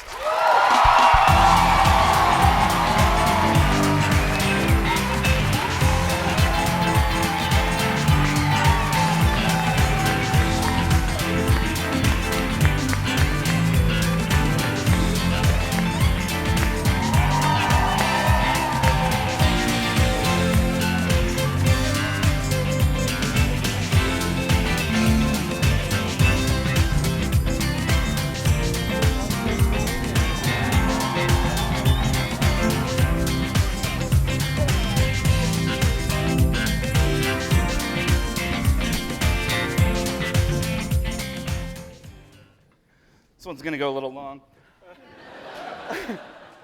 What is creator-driven animation? Why was that important?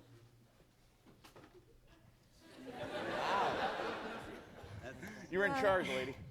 Well, I think that for me it was that I was leaving Marvel Productions, which was basically cartoons to sell toys and like G.I. Joe and stuff. It wasn't really meaningful or heart-driven or anything. And so when I moved from LA to New York, I thought, I'd like to have some heart and some real stories. And so the idea was to just not deal with anybody who had done like big business with cartoons, but creator like Jim Jenkins, who had drawn Doug on a napkin and brought him in that way. And I thought it was more about telling stories, real stories from the heart, and that meant something to kids that they could relate to.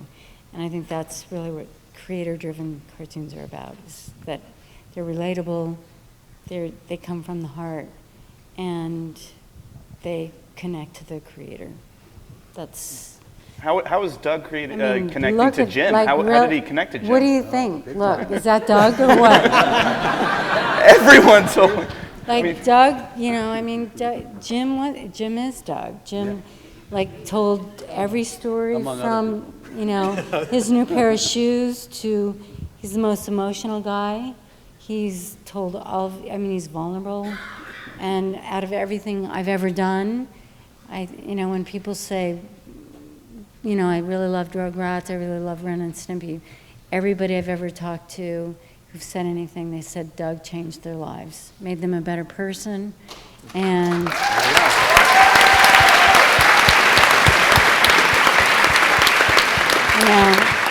and they've always said made them a better man, made them a better person, and for me that means more than anything else. Everything else is sort of relative, and a lot of laughter and a lot of great jokes and stuff and meaningful stories, but Doug changed people's lives, and I'm grateful that I was able to work with him on that. Where did those stories come from, Jim? Give me one. You gave me so many stories of where every single character on that show came from in your life. Give me one really exciting one that you really loved. Well, I Want to Be a Woman. No, wait, that was...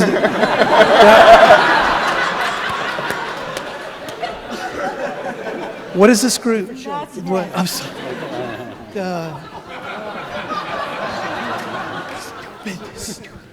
All right. Where did Pork Chop come from, for example, in that whole... Doug's... this is... I'm a little verklempt, actually. Doug is definitely my memory, my twisted memory of being a kid. So there really was a Patty who, I used to look forward to seeing, and I followed her. Well, I stalked her, really. And Roger, there's a real Roger who I actually, as an adult, got to talk to him, and he didn't beat me up, which was a relief. And he told me he had bullies that picked on him, so you realize it's a chain. But they're all based more or less on real stuff, and I guess that's it. We as a group, it wasn't just me, of course. It was awesome people that bought into the same idea that we wanted to explore the life of a kid. Not the most famous crazy kid or the worst loser. It was this the guy in the middle, like a lot of people like me. And so the stories were memories of being a kid, almost all of them. Could you give us a little bit of patty mayonnaise, Connie? Would that be possible? It's not hard for you, I know. Well, this is so cool. I mean, it's Doug working on that show was probably the greatest, most fun, best job I've ever had, and to go and work with fun, crazy people and tap into that kid in me and all of us, and not worry about what you look like, and it's just all through your voice, and it was an amazing experience for me. You know, as I get older and people stop me on the street, sometimes before I even say anything, they're like, "Oh my gosh, you're Patty Mayonnaise," and I'm like, "Oh." You know, you start looking like the character, but I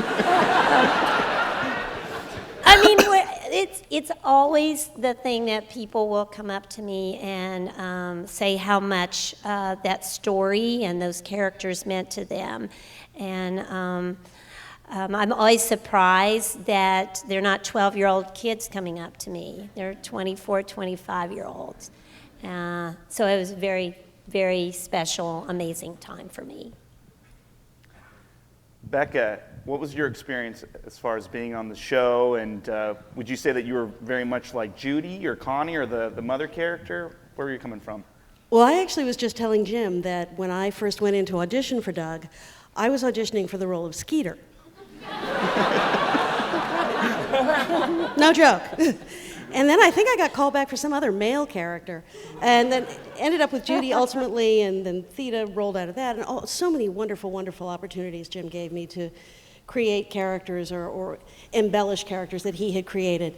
So what I would say about that experience is that it was unusual for me to be in a situation where a certain amount of messing around was not only permitted but encouraged, and would sometimes shape things, move things one way and another. Particularly the family, when we would work together as a family, I think that things developed into a family because you didn't just necessarily read exactly what Jim had written, however brilliant it may have been.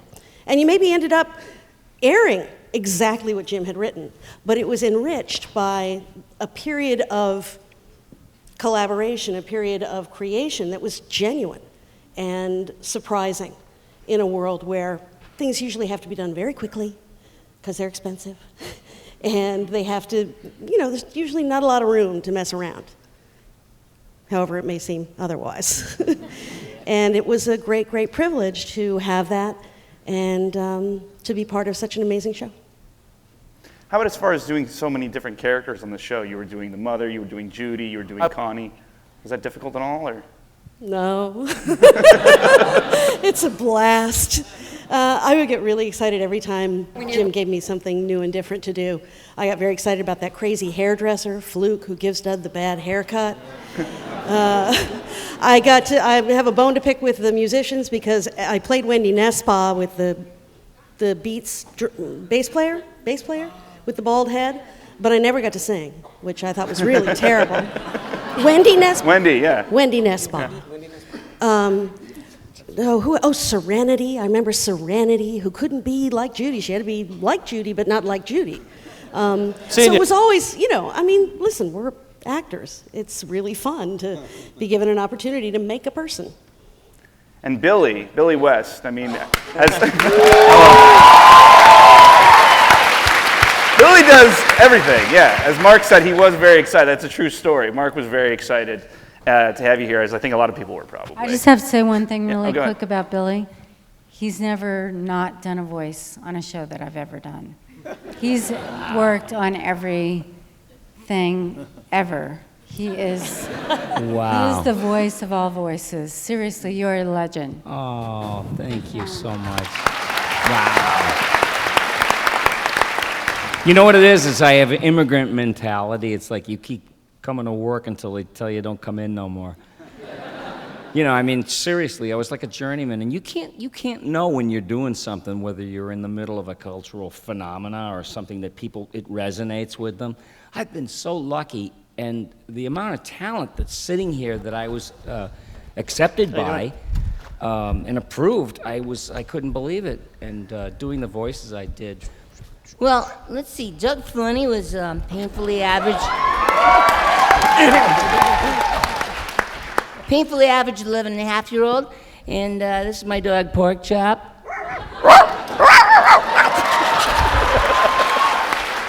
And I got the biggest crush on Patty Mayonnaise.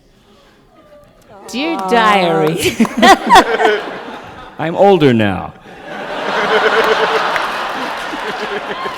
And you know, If it wasn't for me, Billy West would be driving a truck. full time. Full time. And I drew a lot. Do Roger now. Oh, because yeah. you would alternate Yeah, you could that go in the back scene. and forth. This was something that everyone made. Everyone was so amazed. So protagonist Billy, and you go back forth, antagonist. Yeah. Well, you know, I wanted to quickly tell you where that came from. I had to tune in with Jim when they ran this stuff by me, and I was saying, I know exactly what he's talking about, because I was a disenfranchised, broken 11-year-old who had a horrible childhood. Not like Doug, but but I just lived in my own world, and I was president of it. You know what I mean? I had no use in academia. I had no use in adult stuff that was coming at me, and I ignored it, and I really lived in a bubble and created so many fantasies that were not unlike the ones that you were portraying and writing about. May I just say one thing? Yes, what sir. he is doing was Jim's inner voice as a child. And he hit that as doing a kid's voice of the creator. And Jim is directing him, but it's coming out like the two are at one. You know, I mean, he's the inner voice. It's pretty amazing. The heart. Yeah, the heart, and had all the heart. Yeah, but if I was channeling Jim for real, it'd be like, hey, Patty, how y'all doing? You're monstrous kind to me. Land of Goshen. Well, you know, it was like, it would have been a little more cornpone than just this innocent kid. He's so vulnerable. Roger Klotz, I grew up in Detroit, Michigan. I was born there. And I had this, everyone knows in school that you all have a personal devil who made it their life's work to just drive you insane and bug you and make you feel insecure. And there was a guy like that named Mike. And he, you know why I loved Roger so much? Because this character that you drew, everything was pointy about him. His hair was pointy. His nose was pointy. You know, his boots were pointy, and he was pointy. Yeah, what's the matter, loser? You know. I'm running for Congress. And if you don't like it, write your congressman. And, you know, he was just, I guess he always kind of got his, he was depantsed by the end of every episode. Yeah, sure. Yeah, jerks. You know, and he would just disappear, you know, he would lose. But there was so many sweet things, and I was very lucky to sing a few of the things that you did. What touched my heart a few years ago was I was on YouTube, and all these different sets of kids were putting together their own video for banging on a trash can. Think big. And it was just, I wanted to cry. They were all like great little kids, and you know, and they were trying so hard. They were like, looked like they were Broadway bound until like their parents mess them up, and then, you know, you need gainful employment. Meanwhile, I had no idea that we were going to wind up in a future where everything I learned in school had no practical application in 2013. You know, and it's like, oh my God, you know, there was a reason for all this silliness and stuff, trying to be an escapist. But these videos were so great, you know. I don't know if you remember the song. I don't remember all the words, but it was just so sweet to hear this kid trying his heart out. He's not a great singer. but he doesn't mind, and he doesn't think he's being an amateur. He's just like, you know, just being totally honest. And to get that feeling in a character, you know, I was blessed that there was so much of a richness about him, and I contemplated everything. And with Roger, or any voice I ever did, I just worked like the devil to just give people what they wanted. Wait, I have to, because we do need to move on a little bit. As far as the devil is concerned, yes, Bob Camp, what was it like to take over Spumco Oh, nice, after Matt. John Christofalusi? Nice. Way to play the game, Matt. What was it like, though, as Circle far as working gets the in the square, room at Ren and Stimpy in those days? Just in general, as far as, give us a little bit of Ren and Stimpy. Wow, you had to bring me there. I was having a pretty good time. I was like all relaxed and enjoying the stories, and you had to bring me back to those times. You know what? It was. I was telling her and Billy earlier. It's like the first line out of A Tale of Two Cities. It was the best of times. It was the worst of times. It was like this like rite of passage that we all went through. I don't know anyone, and Billy will back me up on this, who worked on Ren and Stimpy who does not need psychological attention now. I mean, if I could afford it, I'd be seeing a shrink now instead of being here, you know. And we all ended up with deep psychological problems. But it was great because despite whatever you've heard, and it ain't all true, people, despite whatever you've heard about the politics of the show and all of that BS, the one thing that was consistent from the beginning to end is that we all wanted every cartoon to be better than the one we did last time. And we wanted them to be funnier. And we would write an outline, we'd have a gag session, and somebody would say, but what if this? And we'd go, yeah. We never said no. We always pushed. And sometimes we had our little fights with broadcast standards and practices, which I like to call double standards and practices. And it wasn't always easy, but there was some X-rated stuff going on. So just saying. I'm gonna tell a story now. I'm gonna tell a story, and you'll appreciate this.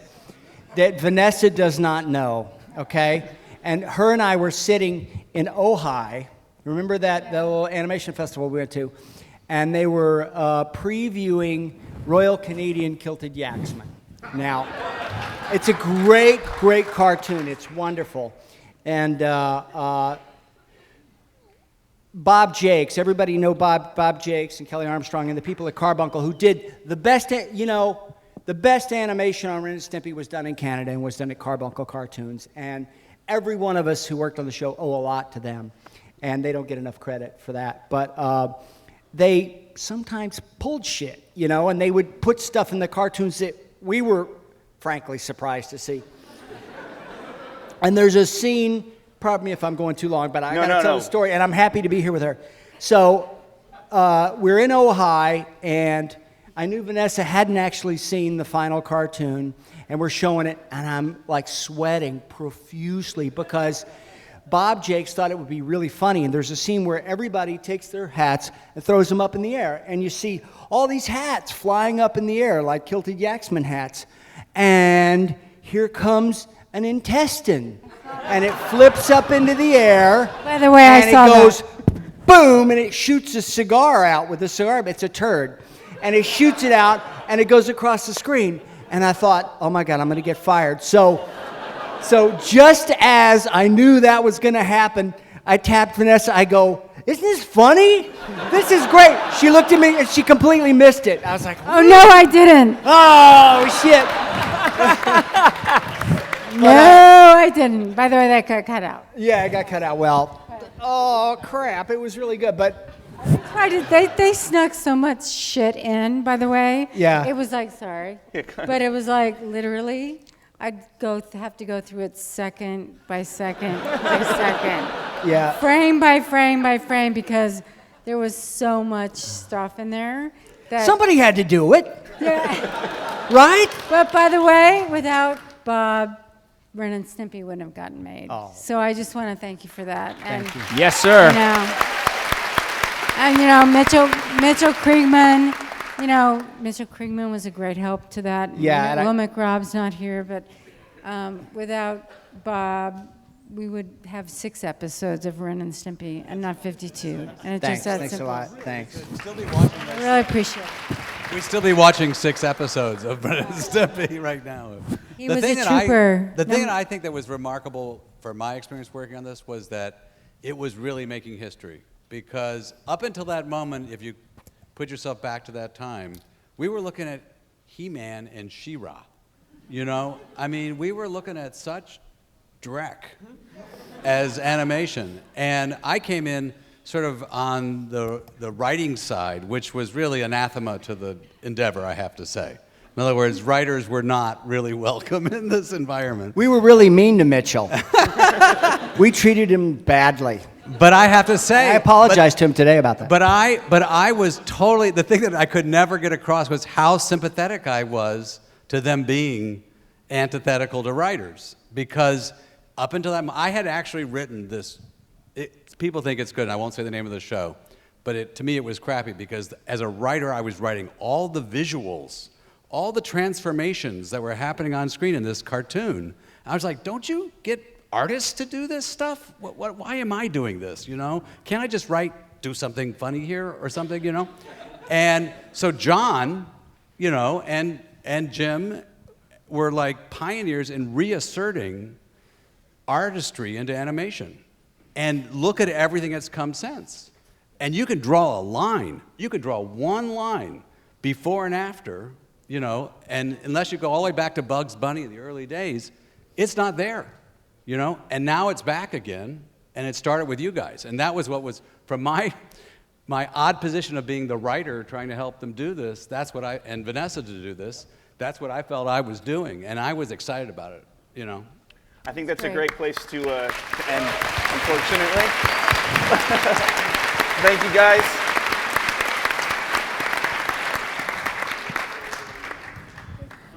Before you go, Billy. Yes? The most difficult voice you ever had to do was? Stimpy.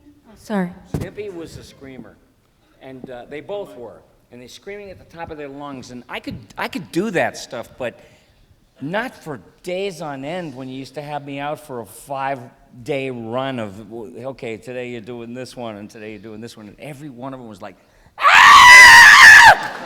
You know, and I called up my wife and I said, yeah, I sounded like Alec Baldwin after throwing up. I said, Violet, I'm not going to be able to do this show. And I was like, I've tried everything. I've drank peppermint sodas, and you know. And she said, "You'll just find a way to do it." And I did. And you know what? You don't know what you can do until somebody just puts you right to where the rubber meets the road. I mean, you gotta just carry your weight, and it's like there was no I can't do anything. No one lived you know with what? that You attitude. had to do Ren and then Stimpy right after each other. Oh, yeah. Good point. Like in the same session. And I'll just have to say I've never seen anything like it. Wow. Because you went from Ren, who's like psychotic I'll do it maniac, for you. to Go ahead. Stimpy. Can I? Hey, Ren, will you button me? Will you shut up, you fool? Yes, I shall kill you. That's great. Billy West! Thank you, guys.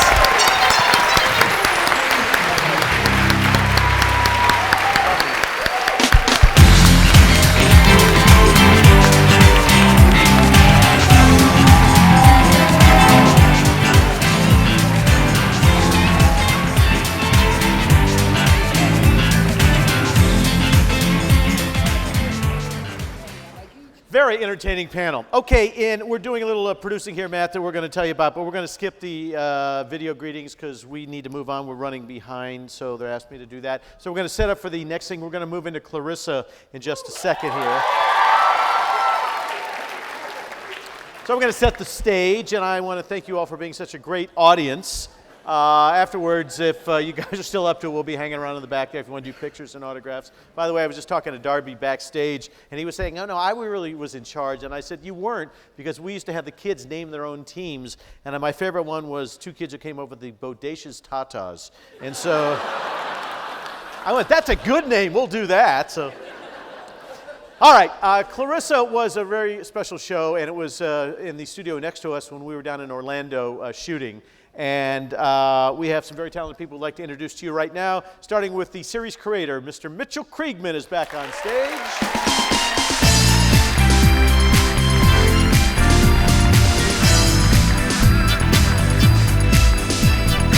Also, series writer Mr. Alan Goodman comes back to visit with us.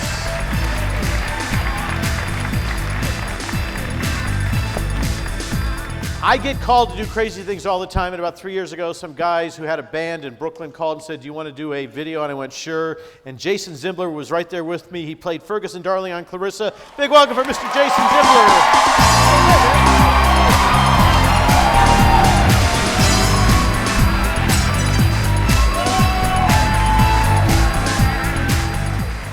And he played Clarissa's window interloping best friend on Clarissa Explains It All, Sean O'Neill! Go do it. All right, so what's next?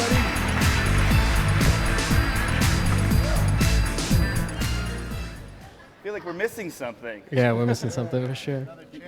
There she is. Right there. You guys have seen Colbert Show, and you saw what happened with Daft Punk and everything, and they were going to have Daft Punk on, and then publicity pulled it last second. Well, a totally unrelated story. We're just going to move on. Clarissa couldn't make it tonight. But anyway, so tell me, guys, we have all men here, and this was a show that was bringing on a female protagonist in the tween genre, which you guys are pretty much inventing along with shows like Roundhouse. So what was that like for a bunch of guys to be on a girl show? Well, we're all, in showbiz, so we're all kind of half a chick anyway. Well said, Alan, well said. That's a really good answer. Well, they were, I created this show, and at first they were like, well, how can, a guy create a show about a girl, And the thing is that there were, not here tonight, but there were a lot of girls on this show, and a lot of women were, for instance, Lisa Lederer designed the clothes, and the writing staff initially, before Alan came on, was all women, I think, at one point. And so, and the other thing about the show, I would say, is that our goal was to create a kid. And it was a choice to make it a girl kid versus a boy kid, because we felt like that was going to identify Nickelodeon in a way that was new and original and nobody had done before. And at that time, it was either a G.I. Joe Barbie world, and if we could prove that a girl could, run a show like this and that she could attract an audience of boys and girls, which she did. 50% of the audience was boys. The first fan letters were all boys. And and they loved that she had a brother who was a pain in the ass. They loved that she had this friend who was a boy but a friend, and the ladder and all that stuff. And so, that was the goal. The goal was really to create a show that boys and girls would just love. And I think that's why it worked. What was your relationship with Melissa and with each other and some of the other cast members, Sean and Jason? All right. Sordid details is what we want. We want the sordid details. Yeah, give us the dirt. Give us the dirt. I had a serious crush on her for about 5 minutes. She put that to rest quickly. I must say, my first impression of her